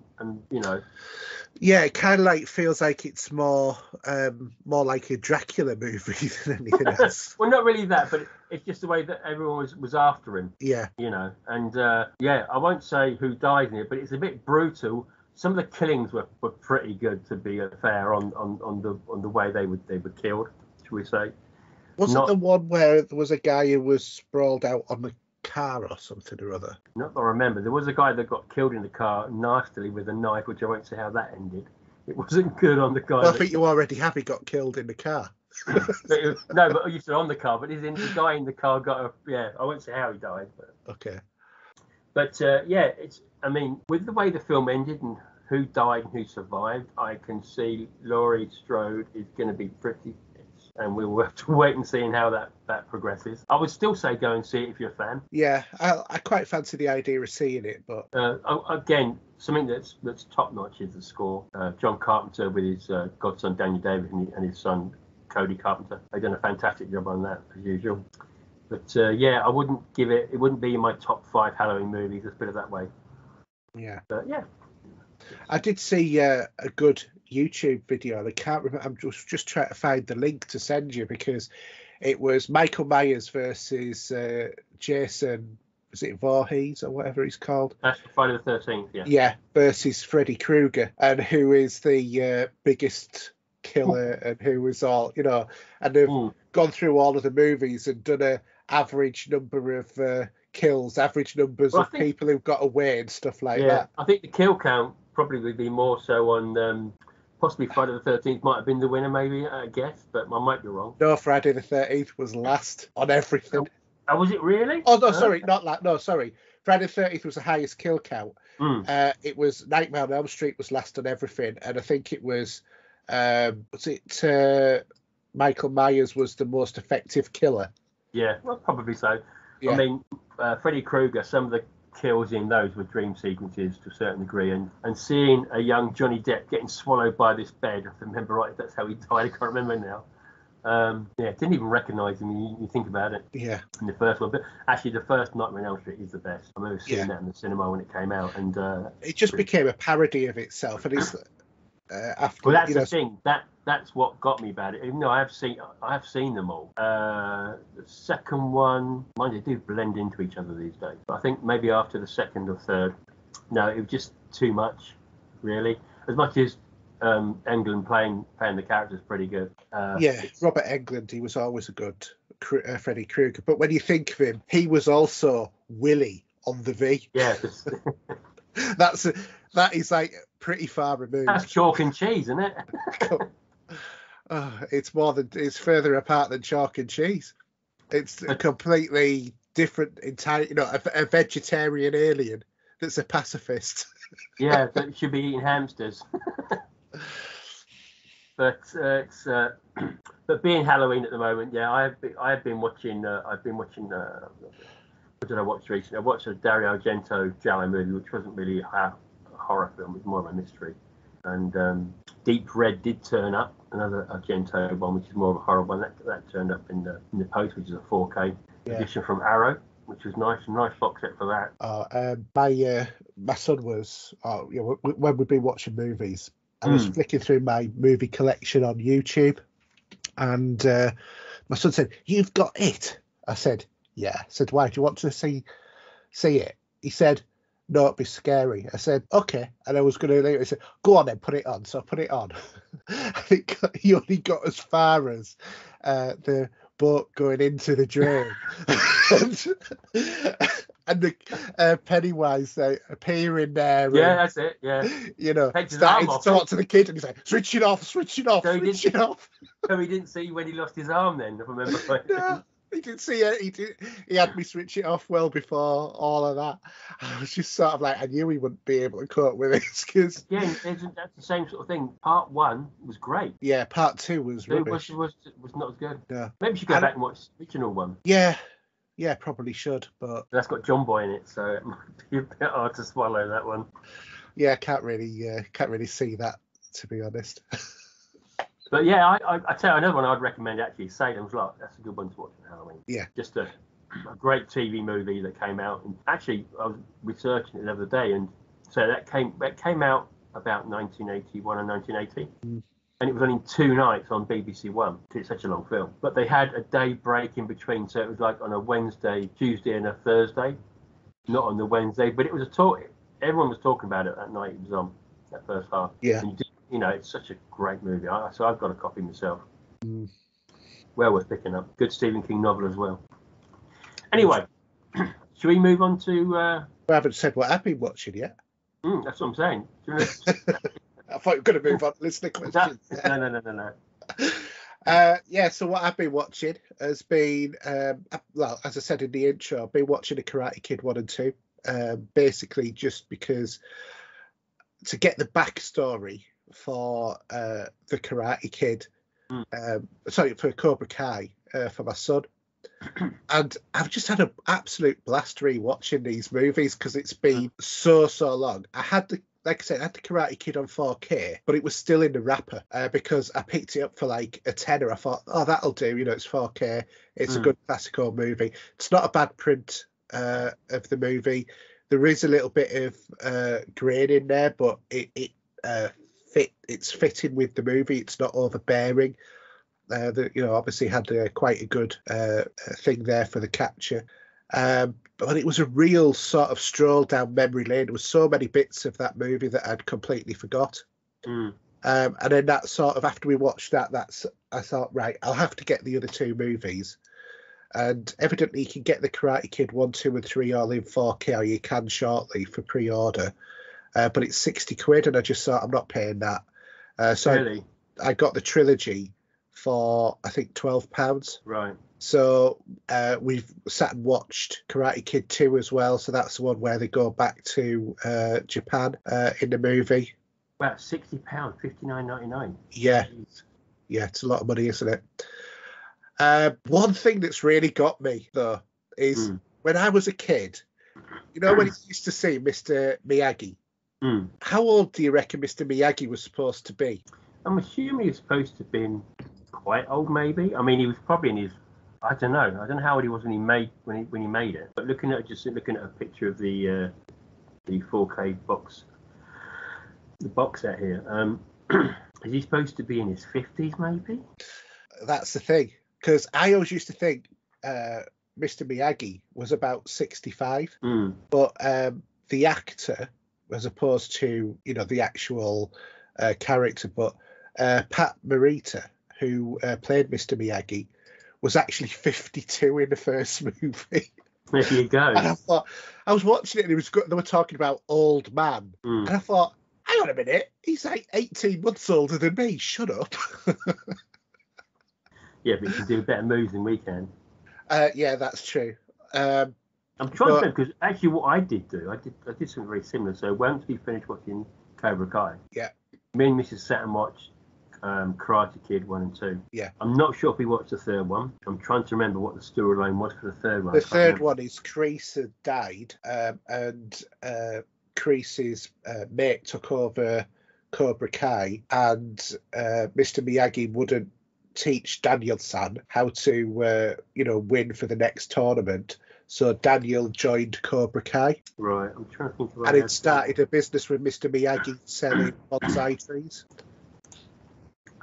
I'm just going to bring up my server, but I've got a funny feeling I have watched it, because the girl, when he went to Japan, was that the second one when he went to Japan? That was the second one, and then she appears in season 3, which is why I wanted Adam to see the Karate Kid 2 before he got too far into season 3, because I wanted him to get the build up for that face off of the bad guy from season 3, where where right at the end of the movie he's like, do you want to die or do you want to live? And he says, die.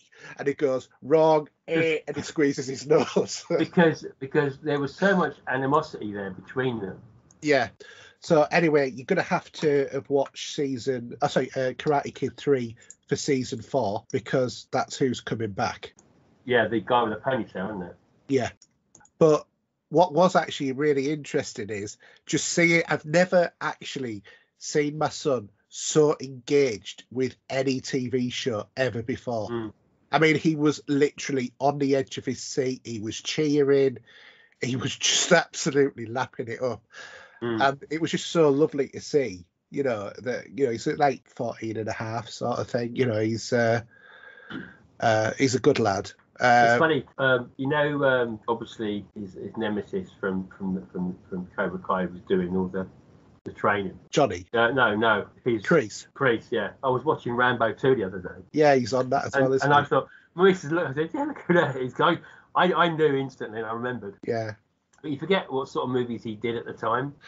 Yeah, he was very much that sort of like action movie kind of character, wasn't he?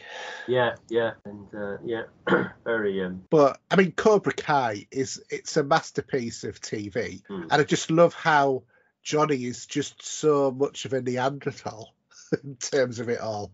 He didn't even have to use meta, does he? Well, it was like, you've sold me this rubbish. It's supposed to, it doesn't even switch on. And then he says, well, have you press a button? And he's whacking the side of it. And then it's a laptop. And the guy lifts the lid up and presses a button and it boots up. It's Windows 95. Yeah. But what I quite enjoyed, the idea that you're rooting for the wrong person in this. Well, I felt sorry for Johnny, yeah. And I was on his side to a certain degree. But to be fair, if you rewatch the original Karate Kid, yeah, he was a bit. Daniel was a bit of a git, wasn't he? Really? Yeah, he was. Daniel was just as much to blame as Johnny was, because Johnny had sort of like started to ignore Daniel, and then he soaked him when he was on the loo. Yeah, because that was during the Halloween party, wasn't it? Yeah, it was. Because he was a shower curtain, wasn't he? Or a shower. Yeah.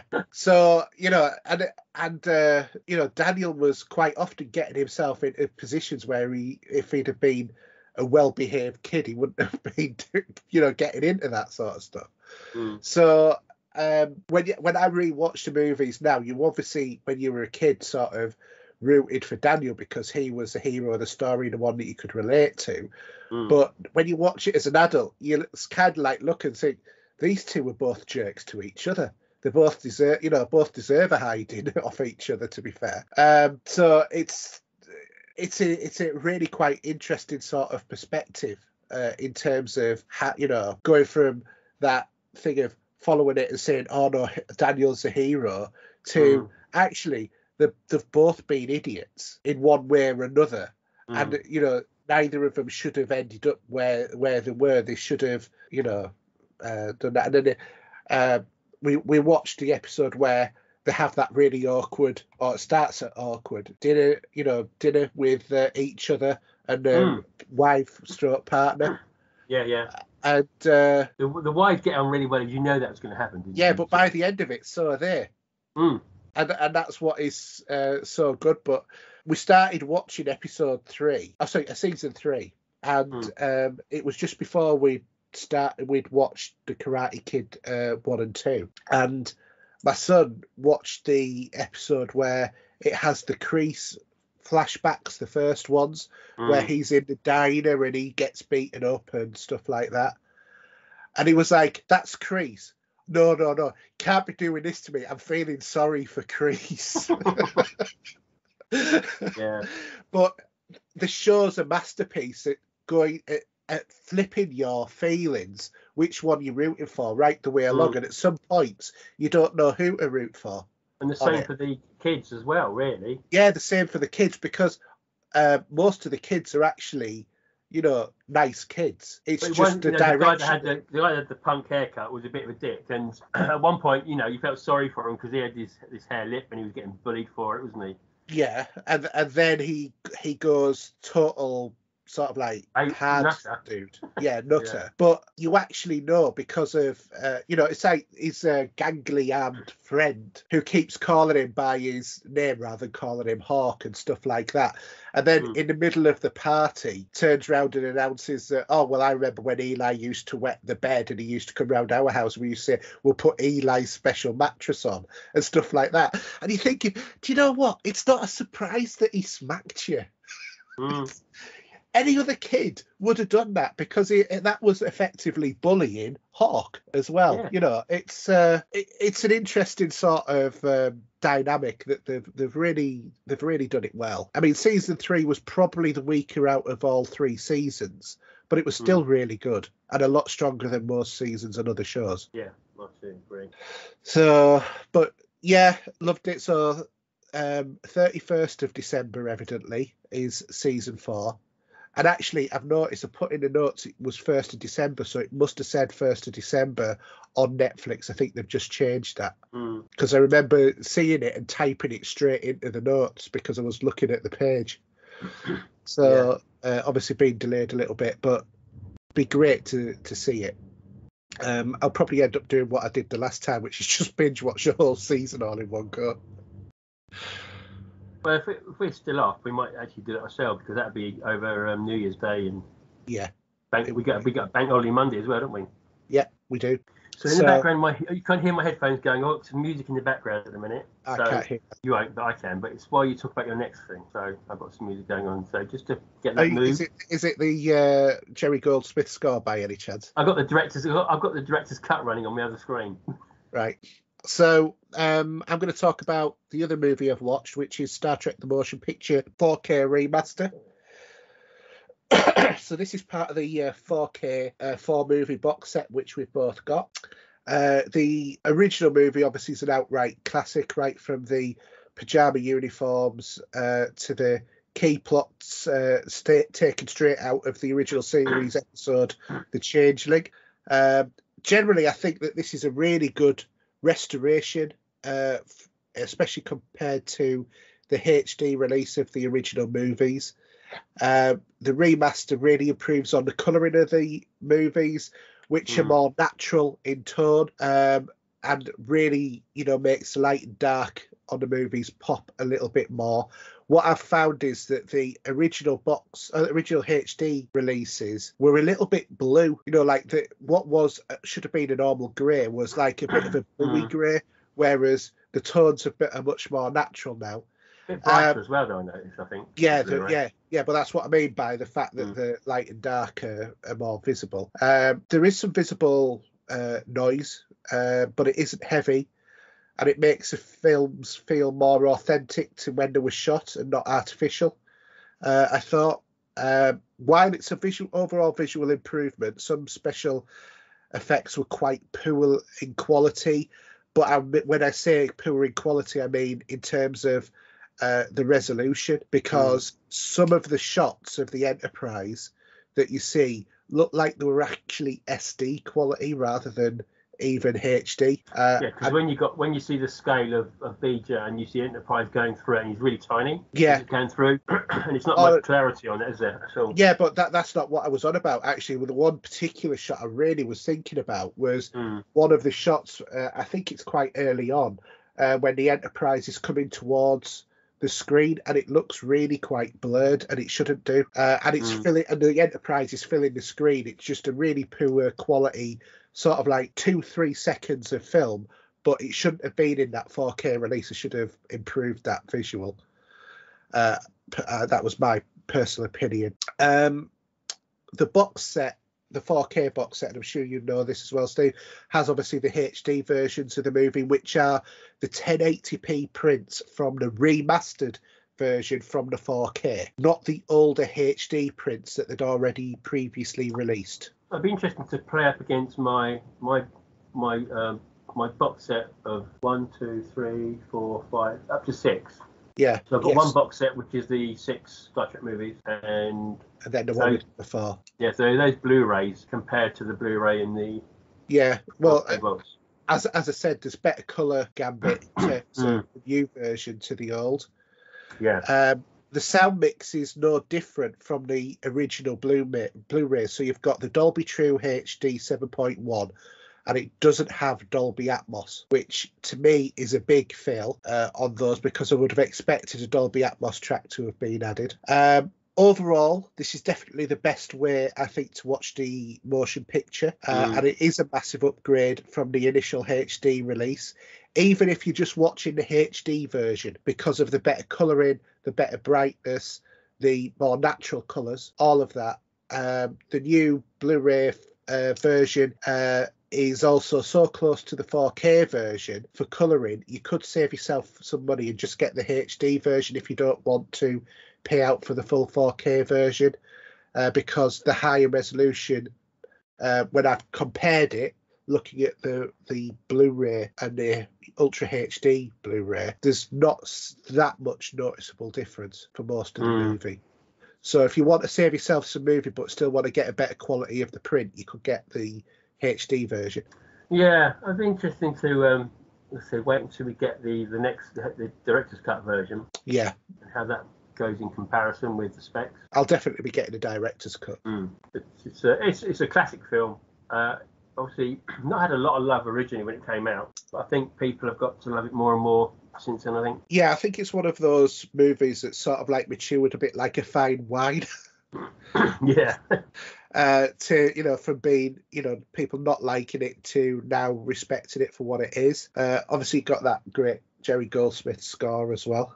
Yeah, which is just one of the best. Yeah. I always reckon if you ever pick up the La La Land CD that I got, if you ever decide to get that, it's such an amazing score. Those 3 CDs. I was not a fan of La La Land because it had Ryan Gosling, whose only acting ability is to stare straight forward. Yeah, but La La Land Records is completely different. Oh, sorry, I think you mean in La La Land. No. Movie sound score. No. Sorry, no. The La La Land score of Star Trek: The Motion Picture. Yes, on CD, 3 CDs. Funny enough, you talking about this, I've actually, before I came off of Amazon Audible, I just tidied up. I had a few credits to pick up a few books up. So I've now come off it now because I've got loads to read. I don't need to pay that every month. I don't need to do it. One I did pick up though is Star Trek: The Motion Picture. All right, okay. Which is very interesting because although this film starts with the Cloud and the Klingons going towards it, this book I'm listening to starts with Kirk on vacation, and he has got to transmit a device in his head that can send signals if there's danger from Starfleet, and he sees some of this in his head. It's really bizarre. Yeah, because that technology's never been shown, not even in the next generation. No, and then he was I think wherever he was on vacation, he had a pre Zoom call, if I call it that now, where he's going to see Nagora to have a discussion about taking the Enterprise back.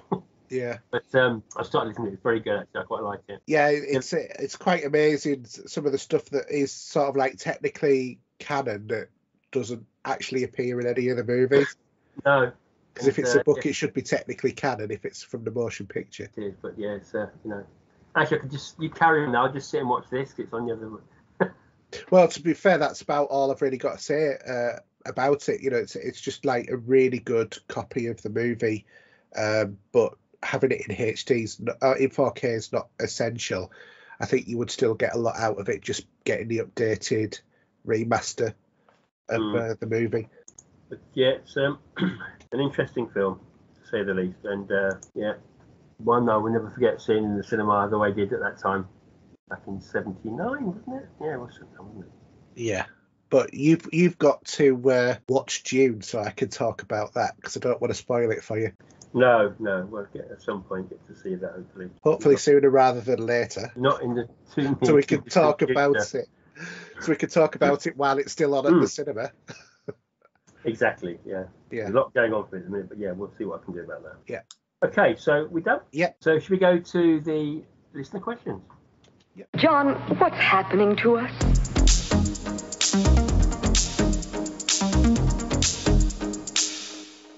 Okay, so Mark's got 2 for us as usual, and thanks for that, Mark. The first one we have here, as we're almost a year into the cycle of the PlayStation 5 and the Xbox Series X, how do your current gaming habits compare to what you expected back then? Probably about what I expected and what they were before, which is I play on whatever system I feel like at the time.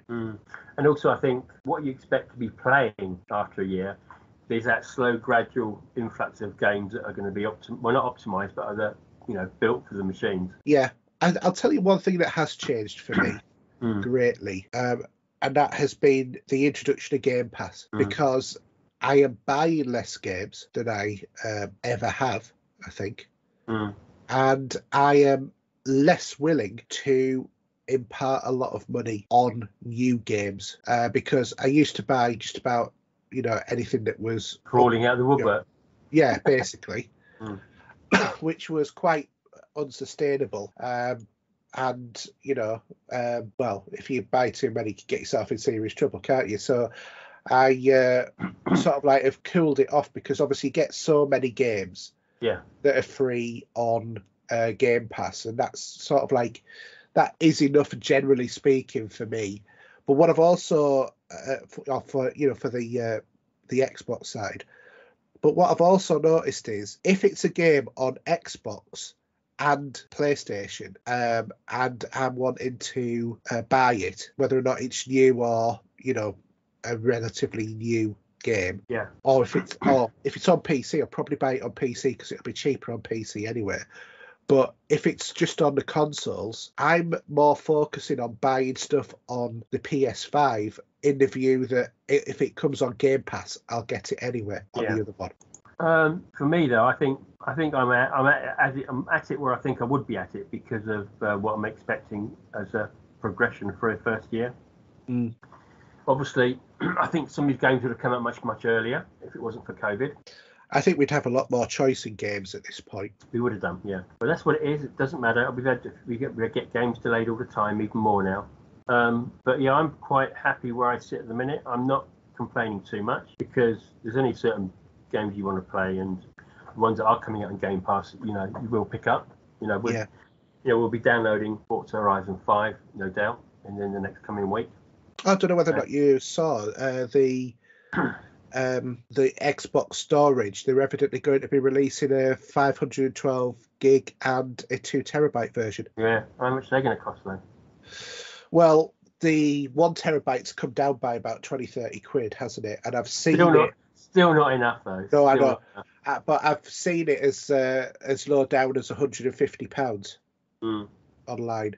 So I reckon that we'll probably see a price drop of the 1 terabyte to probably around about 150, and have the 512 at 100, and then this other one, the 2 terabyte, will probably come in about 2.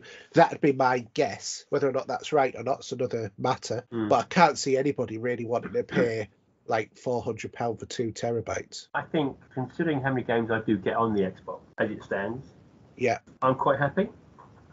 I know if I can delete a game and start and download another like I do, it's not a problem. So I'll tell you one thing I've found on the Xbox Series X, which I think is utterly ridiculous, right? All of this about putting a game on the solid state drive, about, so that the games can load faster, blah, blah, blah. It has to be done because the hard drives aren't fast enough. Yeah. Okay. I accept that for a game of the size of Assassin's Creed, say, but a Series X version of it.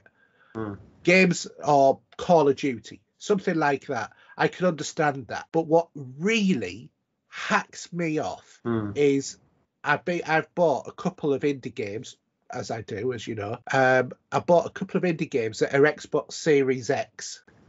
But they will still only load from the SSD, even though they're only like 300 megabytes, which is enough to hold the whole game in memory. Why do I need to put it on the on the SSD for a game that size? It is completely and utterly stupid. Because there is no way on a size that big that's going to make the hapeth bit of difference to the load time of that game. I mean, what I will do is, it'd be interesting, I will plug my my not so solid state hard drive in. I've got a couple. Yeah. And just to see what's on them, and I might actually clean them up a bit. Because I'm pretty content normally to just take them off and put them back on again. Yeah. I want. So is that Assassin's Creed Odyssey I saw loading in the background? Yeah. Yeah. I know what you mean. Because the other thing as well, obviously, you can copy games from one to the other. Yeah. But if you're, like, for example, Assassin's Creed, if you were copying 100 gigabytes across to an SSD, that's still going to take a few minutes. I mean, it's halfway through it at the minute. Obviously, there's 100 gig there, isn't it, with all the DLC? Yeah, but I think the main game's about 46 gig, isn't it? 66 maybe? Yeah, well, I guess all the game saves are there as well, so we'll see. I'll look into that. Yeah, I was going to say, you must have played it at some point, because I saw Continue highlighted, so... I'm 22 hours into the game, apparently. I might have to start that from scratch. I'm sure you'll pick it up, but I actually did do some streaming on that as well this week. First time I've done streaming in ages. Yeah. Anyway. Going to go to Mark's second question? Okay, so what will be the biggest change to gaming in the next 12 months? Any ideas? I don't think there will be much of a change, to be honest, at the moment. Do you think? I mean, we might see PlayStation coming out with their own version of Game Pass, maybe. A bit more precise, maybe. Well, I think that's probably what PlayStation PC is going to be, in effect. Yeah. Or something similar. Biggest change in the next 12 months, we might see the DLC for Cyberpunk, which is now coming out next year. I don't know. I'm wondering whether or not we're going to see the Switch Pro, whatever, be announced next year, 4K version. What about another version of the PlayStation 5? We might get. I think it's too early for a Slim, because the Slim sort of comes after 2 or 3 years, doesn't it? And then a couple of years after that, you'll get the PlayStation 5 Pro, I would have thought, and the Xbox Series X2. I don't know, something like that. I don't know. But yeah, Xbox Series XX. Yeah. But no, I think probably the next innovation bit's going to probably come from Nintendo, because they're adding an OLED display to the Switch. Just isn't a big enough innovation, I think. I just have a feeling that they're holding back on something, maybe because of the COVID and availability of the chips. I think one thing we might see, which will be big for the PC generation, is a drop in the cost of graphics cards, because it's unsustainable the way it is. Maybe we'll actually see, I think, in the next 12 months, we'll probably see that these machines are a bit more availability. Yes, we'll see that, because COVID is down, so people are back at work. Yeah, I think that's the main thing we're going to see.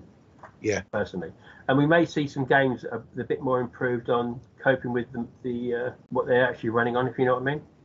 We'll get some improvements there, because the improvement in optimization, because we know, obviously, from the 360 era onwards, that the further into the generation you get, the more and more advanced that the games are able to go. Yeah, I agree.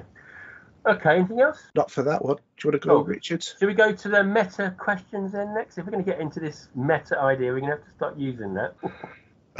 Meta, seriously. Okay, do you want to start with Richard Mortlock's question? But it's your turn. Oh, is it? Oh, okay. Right. So, as it's Halloween coming up, what game would you say would you be a good scary game to play on the day or the evening? Should we say? Firstly, Alan Wake straight away. Yeah, definitely. Remastered. Dead Space 2. I would say possibly Resident Evil 7. This is 8 that's on my screen at the moment. Well, to be fair, you could say any Resident Evil, really, couldn't you? Because they're... Yeah, but the last one, the one at the moment, isn't as scary, if you know what I mean. It's not the same sort of vibe, if you're with me, for that. Yeah, I know what you mean. Because when you're running around that house with that family, and then you got that woman jumps out at you at one point. God, definitely got the jump scares in that film, in that game. Yeah, The Hills Have Eyes, that old game. Is it The Hills Have Eyes? Not The Hills Have Eyes. I forgot what it's called. I can sort of see it, but I can't think of the name. Not Fear. No. Little Nightmares, that'd be a good one to play. Yeah. Until Dawn. Sober. Yeah. How about Silent Hill 2? That's what I was thinking, Silent Hill. Yeah. Completely different from Hills of Eyes, but anyway. Yeah, it is. Visage, that's another one that you could play. Yeah. Outlast? Yeah. Last of Us? Yeah. Alien Isolation? Yes. And I haven't played this game, but obviously you've got Friday the 13th. You've got that. Well, there's lots of different versions of that, isn't there? It's a multiplayer game, isn't it? Where one of you can be Jason Voorhees, and the rest of you are the killing cannon fodder that will be sliced and diced in all different ways. Yeah. There's loads of good sort of like horror games. Dead Rising. And also, Dead Rising. And there's one I saw on the Facebook recently. Someone's purchased. I nearly said The Living Daylights, but you know what I mean. Not the Bond film. You know I completely did myself. Zombie, free roaming, Days Gone, running all over the show. No. But that would be another one. There's a sequel. The sequel's actually coming out soon to this game. I think what it's called now. Oh, I can't remember. I'm going to look on Facebook. It'd be on there.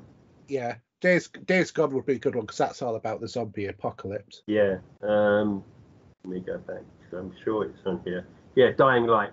Yes. If you haven't played it, it's superb, and play it to the end as well. Well good. I remember the last half an hour of that is very interesting. That's all I'm going to say. No spoilers there. Okay. But Until Dawn would be a good one. That was free on PS Plus at one point, wasn't it? That was one of my favourites. Yeah, and a better looking version of a Haydn on there as well. And also you got in there on that game you've got the Bond villain. Yeah. In it, and obviously you've got that. You've got Save the Chile, the Save the World Cheese. You know. Yeah, Haydn Panettiere. Yeah, definitely much better looking. Yeah, definitely. So I for me, I have a face for radio and a voice for silent movies. So, do you want to go on to Jason Toon's question? Because that's okay. So Jason's asking, keeping with the Halloween theme, what are your to-go-to movies to watch this time of year? God, there's so many. Yeah, there's so many, but I think Halloween's got to be one of them. Halloween 1978. Yeah. Night of the Living Dead. Yeah, Evil Dead 1 and 2. Evil Dead 1 and 2. Friday the 13th, 1, 2, 3, 4, 5, 6, 7, or 8. Yeah. I'd make more than that. But I'd say definitely the first one. Yeah. Resident Evil is about 7 of those now, isn't there? 5, isn't there? Yeah, maybe. I can't remember now. Some obscure ones. Scanners. Yes. Tremors. The Fly, yeah. The Fly. Actually, The Fly too. I've not seen it in an age, but that's. The Fly is just sort of like a really disgusting movie rather than scary. Yeah. I mean, like gross movie. The Conjuring movies are quite spooky. Yes. And the Paranormal Activity movies are quite creepy, to say the least. The Fog. Yeah. Twins of Evil. Any Hammer horror film. Any Hammer. Yeah. Any Hammer horror film. Anything starring Peter Cushing or Christopher Lee. How about the Dracula movie with Bram Stoker's Dracula? Yeah, Bram Stoker, which is one of my favourites. Yeah, kind of like with the miscasting of Keanu Reeves as an Englishman. No, I don't. That's fine. That's okay. Don't worry about that. I still, every time it was like, it's, Count Vladimir, dude. Excellent. I always wanted you to be saying that. Yeah, Day of the Dead, Dawn of the Dead, Night of the Living Dead, as I've said. Yeah, anything with the word dead in it, basically. Yeah, The Exorcist. No, I won't say Exorcist 2, I'll say Exorcist 3. Shivers, The Brood. What else can I think of up there? Last House on the Left is a really gross, good movie to watch. The Ring movies. The Ring. Hills of Eyes, Part 1 and Part 2. American Werewolf in London, maybe. It's more comedy within the horror, though, isn't it? Yeah. Very black comedy. Just a bit, yeah. There's plenty there. There's The Changeling. It's a good ghost story movie. Yeah. A more horror movie in a more horrific way than anything else would be The Human Centipede. Oh, God. That is horrifying rather than a horror. Yeah.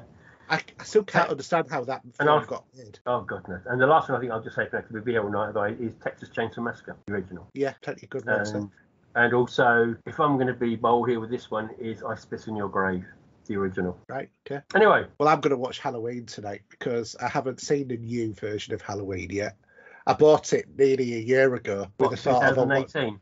With the thought of I'll watch it on Halloween. So I'm going to watch it tonight after I've edited the show. Well, the first Halloween 2018 isn't a bad film, actually. It's quite good. Yeah. Okay, it's my turn now, is it? It is, yeah. Okay. Justin Lee says, what games are critically acclaimed by media and players that you just don't get the fuss about? For me, it has to be the Ratchet and Clank games. They look lovely, but bore me senseless. On the other side, there are any games which got panned by the critics, but you really enjoyed. There's two sides of the coin to that one. Anything you can come up with? Well, yeah, every game made by Bethesda. But I mean that's an easy snipe, really, isn't it? I'm no comment. But I don't know what it is about Bethesda games, just other than the fact that they're always broken on release, they just don't appeal to me. It's the way that there's something about the way that they do the games, it just doesn't resonate.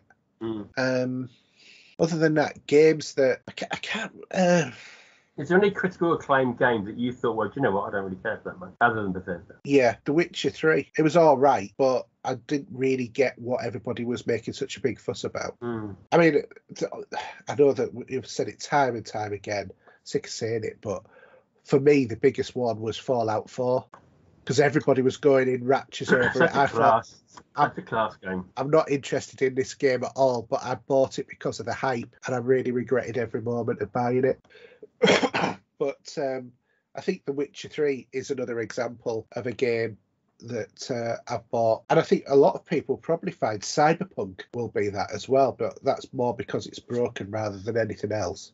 Yeah, it would be, yeah. And in terms of one that was, here's one that was mega hyped that everybody bashed as soon as it came out, and that's No Man's Sky, because I platinumed that after it was released, before all of the masses of content dropped, and before there was any patches even for that game. And I actually found it okay. I don't think I'd gone into the whole thing of holding Hello Games to ransom for all of their unkept promises at that point, but they've really changed that around now. Yeah, I'm trying to think of a game that got panned I actually quite enjoyed. What about Call of Duty? Because you're not a big Call of Duty player these days, are you?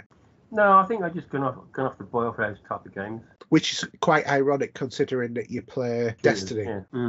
Yeah. No, I just, it's a lot of money, those games, for what they are. Yes, that's true. A lot of money now. Frighteningly. When you're talking nearly £100 these days, aren't you, for some of these games? With all the actual add-ons and crap they want to throw you digitally. Yeah, you are. Saying what I've been thinking of doing is that with Forza Horizon 5, I'm going to download that as in the standard edition. But what they will allow you to do is to buy to make it the Uber edition, you can buy the rest of it separate on its own. Right. And my thinking in that is because, do you remember with Forza Horizon 4, if you bought some of the DLCs, it would give you the game for free when it comes off or whatever. So my idea is if I buy just the DLC pack, I think it's about 30 quid or something like that for all those bits, you'd have then the whole game. Yeah. And worst case, you can pick up that. Because I think I'll get a lot of time out of that game personally. Well, you like driving games, don't you? So it's your sort of genre. Absolutely. I used to love driving games, and recently I bought my son a PS1 because he really loves playing retro games on the original consoles. So I got a PS1 with a controller and everything for 25 quid. From CEX, which I thought was great value for money. And obviously I've still got all of my old collection, so he's been avidly playing Ridge Racer. Loves it. I did enjoy it, but the way that game was built was a bit of a sly, really, isn't it? Because you're actually you're not turning the car, are you? You're turning the actual, I think you're turning the, what else you're looking at other than the car, if you're with me, with Ridge Racer? Well, it's more of an old style sort of racer game, really, isn't it? But I remember when I did have. I remember, I can't remember which one it was. I thought I think it was the one with the white background and you had the lady on the front. It might be Ridge Racer 6 or something like that. Maybe I can't remember. Yeah, was it Rage Racer or something? It was a Ridge Racer. I'm sure it was. Well, Rage Racer was one of the ones in the series, wasn't it? So, but yeah, no. No. We've all got our what's the right word to use? Guilty pleasures in gaming. Yeah, I'll tell you a game I really loved that was not well received at all, and that was the Wanted game. The one that was based on the McAvoy and Angelina Jolie movie. Yeah, firing bullets around corners. Remember rightly? Yeah, that's the one. And I loved that game, and I got that on Xbox 360 and PS3. And I completed it on both. And I remember on Xbox, I think I 1K'd it, and you had to complete it 3 times, one on each level of difficulty, or 4 times. So I went through the whole game and then started doing the same thing on PlayStation, but I don't think I ever got to the platinum on that. But even the movies of that, they were panned, but I still enjoyed them. And I think this is the thing, because movies, games, whatever, it doesn't matter what other people think about them. If you didn't enjoy them or you did enjoy them, you did, and that's it. So, considering we like the same stuff, we very often have very different and diverse opinions on video games and on movies. which is really why I want you to see Dune before I'm saying anything about it, because Is it worth? I mean, I need to go back and watch the original first, should I say, or should I skip that for a minute and wait? I would. The original, it's the same story, so there's no point in. Yeah, I would not watch it. I'd just go in and watch this. I've still got my Arrow. I haven't watched my Arrow copy yet. God, how have you not watched your Arrow copy? Because I haven't had the time to watch it. It's quite a long film, isn't it? Yeah, it is. But so's this one. But I really want you to see that movie before we talk about it, because I have some very definite thoughts on it, and I'm not saying whether they're good or bad. It's all right. Yeah, that's fine. Yeah. And I want us to have a proper debate about that as a movie, because the Frank Herbert novels, to me, are one of those sets of novels like Hitchhiker's Guide to the Galaxy, and like the Rama series of books and the 2001 Odyssey quadrilogy. All of those books are a really big essential part of my childhood and what I was, reading when I was a kid, and I'm, that's why it's so important. Those movies are to me. I mean, but I'm not going to see Sting in his underpants, am I? You won't see Phaedra Arutha at all in Dune, because he's not in the new Dune. No, I know. There's several characters who are core characters who are not in the new Dune. You don't see Emperor Shaddam IV. Anyway, moving on. Okay. Next question. The next question is from Mark Tudor, and it's: if you could pick one person from the gaming industry to appear on a podcast, who would you pick and why? Who would I pick? Do I pick someone that's in the industry, or do I pick someone that's not in the industry, if you know what I mean? Well, he's saying the industry, isn't it? Yeah, I know. I suppose I'd love to, not grill, but I'd love to have a chat with Phil Spencer. Yeah. From a British perspective. I mean, I've already spoken to a few people back in the day, haven't I? When we had this show a long time ago. Yeah. Who was in the industry, and also the other guy that is now working in the States, obviously where Xbox headquarters are. But AC Bongos.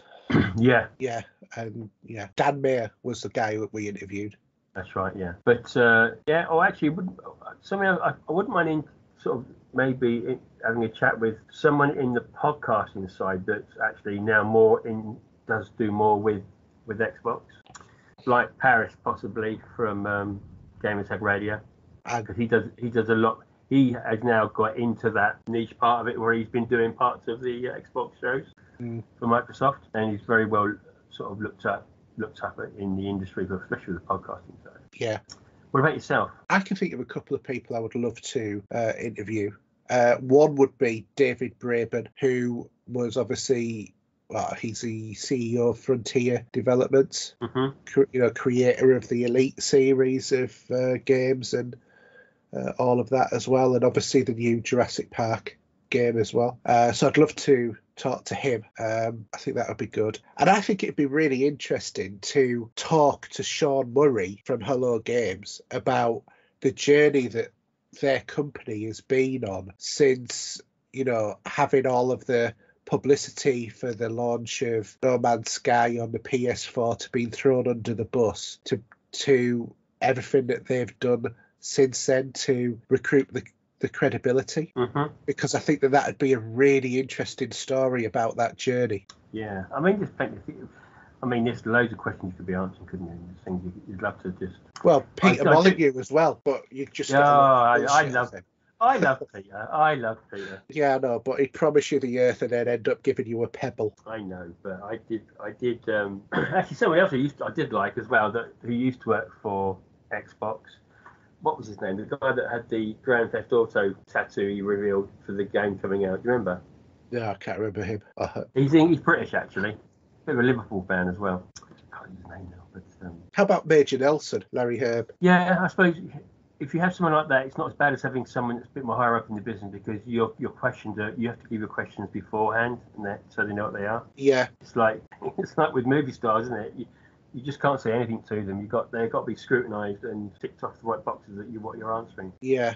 I mean, if it was movie stars, who would you like to talk to? Someone completely off the wall. I mean, we've met a few ourselves that we think are class as, William Shatner and stuff like that, whatever. But I think something in the horror genre. I'd love to talk to someone like Tom Savini, who did all the makeup back in the day. Yeah. For Friday the 13th, for example, and all those grotesque movies of the time. Obviously, I've met John Carpenter, which is one of my people to talk to before I die. So I was going to say, but you'd have to grow your hair for that, because you'd be going, I'm not worthy. I'm not worthy. Well, sitting next to John and having a quick 5-minute chat was worth its weight in gold. I'll tell you that now. But yeah, some of the special effects people that were involved in movies, and some of the directors that, some are living and gone. Oh, Dario Argento's still around. He's got a new movie coming out, hopefully, at some point, an Italian horror director. I know he's passed away now. Wes Craven, for example, I did all sorts, even from the science fiction side.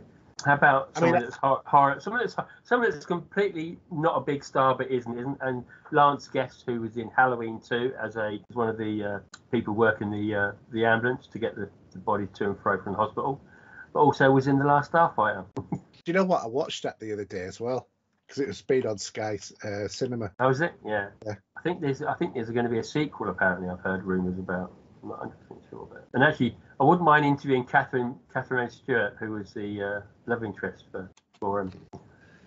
Just to satisfy your teenage fantasy.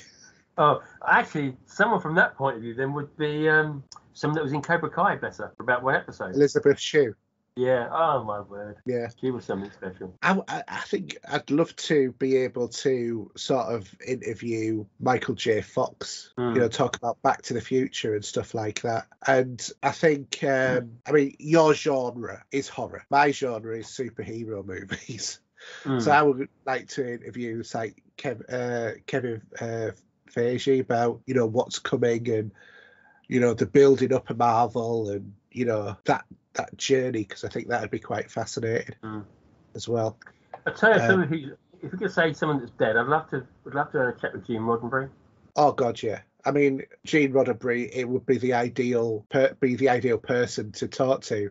But also, what about Richard Donner? Yeah. Talk to him about Superman 2 and The Omen, The Goon. Sorry. Yeah. Indeed. And I know he is still alive, but. Cameron, Lucas, Christopher Reeve, bless him. Yeah. It's funny because another film I did watch not too long ago, in the last couple of weeks, I watched John Carpenter's remake of Village of the Damned. Have you ever seen that? I think so. So you've got Christopher Reeve, isn't it? You've got Linda Kowalski from Crocodile Dundee. Yeah. And also you have Luke Skywalker. Mark Hamill himself. He plays a priest, just to name a few stars that's in it. That's always worth a watch. What was that one with Christopher Reeve and Jane Seymour? Yes, I've got that. I've got the soundtrack actually, and I do have the movie as well, actually kicking around somewhere. Something in Time. Yeah. Somewhere in Time. It's called, isn't it? Somewhere in Time, isn't it? Yeah. Yeah, that's quite a classic movie. Although technically speaking, that watch is infinitely old. Yeah. And so she, even older than what she's now, probably, than Jane Seymour. Yeah, probably is. But that was quite a good. It was a low key sci-fi movie. Was that really? Because it was about time travel. Yeah. But that was a bit. How about someone like Charlton Heston or Oh God, yeah. Be interested to get his sort of point of view on political correctness. And dates and I think that his contribution to pop culture in the 60s and 70s really be quite interesting to see what his sort of take on it was. But the reason why I said about political correctness is I can't remember the exact quote, but he used to refer to political correctness as sort of like terrorism with manners or something or other like that. Someone, from a musical point of view, people like Joe Goldsmith, bless him, is not with us anymore. And there's plenty of others. But someone that I would, I would love to just have a conversation with them. It would be a good laugh, and that would be Leslie Nielsen. Oh God, yeah, he's fantastic. Was Leslie Nielsen? Surely you can't be serious. I am serious, and don't call me Shirley. You see, yeah, he was just one of a kind. You know, you think of all the police, you know, Forbidden Planet he's done, and doing the airplane movies, you know, and then he did Police Story, those TV show. Yeah, there's loads of people that you could really interview. I mean, Irvin Allen would be interesting to chat to about all his TV shows and stuff in the movies he did, you know, like Poseidon Adventure, Lost in Space, Land of the Giants, Time Tunnel. Yeah, but unfortunately we never will. Never will. Anyway, we better move on. Well, we've got one more question. And Paul Wilson. So it's me, isn't it? So December this year looks pretty bleak for game releases. It's just a case of a cup of tea then. A cup half full of empty, or is it really just the opportunity to catch up on a pile of shame? Haydn, over to you. Catch up on that pile of shame, mate. That's what you got to do. Or Assassin's Creed games. Yeah, or just revisit old games that you've already played loads and loads and loads of times. Yeah. If I look at my profile now, how many games have I got on?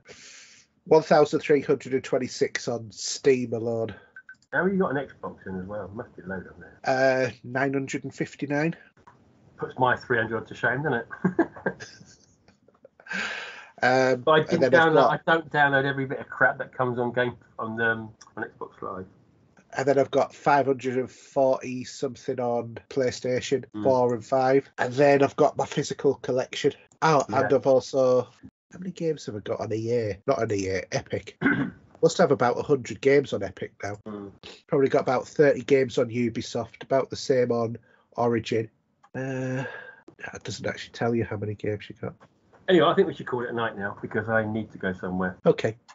That time of night, and we're getting old. We need to go. Yeah. Anyway, so... He's drunk too much, basically. I have drunk a lot of rum and coke here. I didn't get into my bottle of wine that's sitting there either. Anyway, so if you want to pick me up on Twitter, @Steve07, Xbox is Steve07, and PlayStation is the real Steve07. My YouTube channel, I changed it again, the channel, because I conflicted with someone else I knew. So it's now called The Vinyl Cues. Is that on YouTube? Haydn? Okay, for me, it's HERJ UK on more or less everything. That's Twitter, PSN, Xbox Live, Steam, YouTube, blah, blah, blah. On Epic, however, it's Pop Culture Gamers. And then if you want to follow the show, you can do so. You can go to our YouTube channel, which is youtube.com/popculturegamers. We have our Twitter account, which is Pop Culture Gamer, because evidently having the extra S was too many characters. We have our Facebook group. We also have a Facebook page. You can also email the show at podcast@popculturegamers.co.uk. And we have our website, anchor.fm/popculturegamers. And we will see you very, very soon. Yeah. Couple of weeks, probably. Thereabouts. Thereabouts. I think it'll probably be 2 weeks, and then it might be 3 weeks because you'll be moving, won't you, in a month? Yeah, we'll see. Yeah. Anyway, so we'll see what we can do. As we normally say, it's a good night from me. And it's a good night from him. Good night, guys. Good night.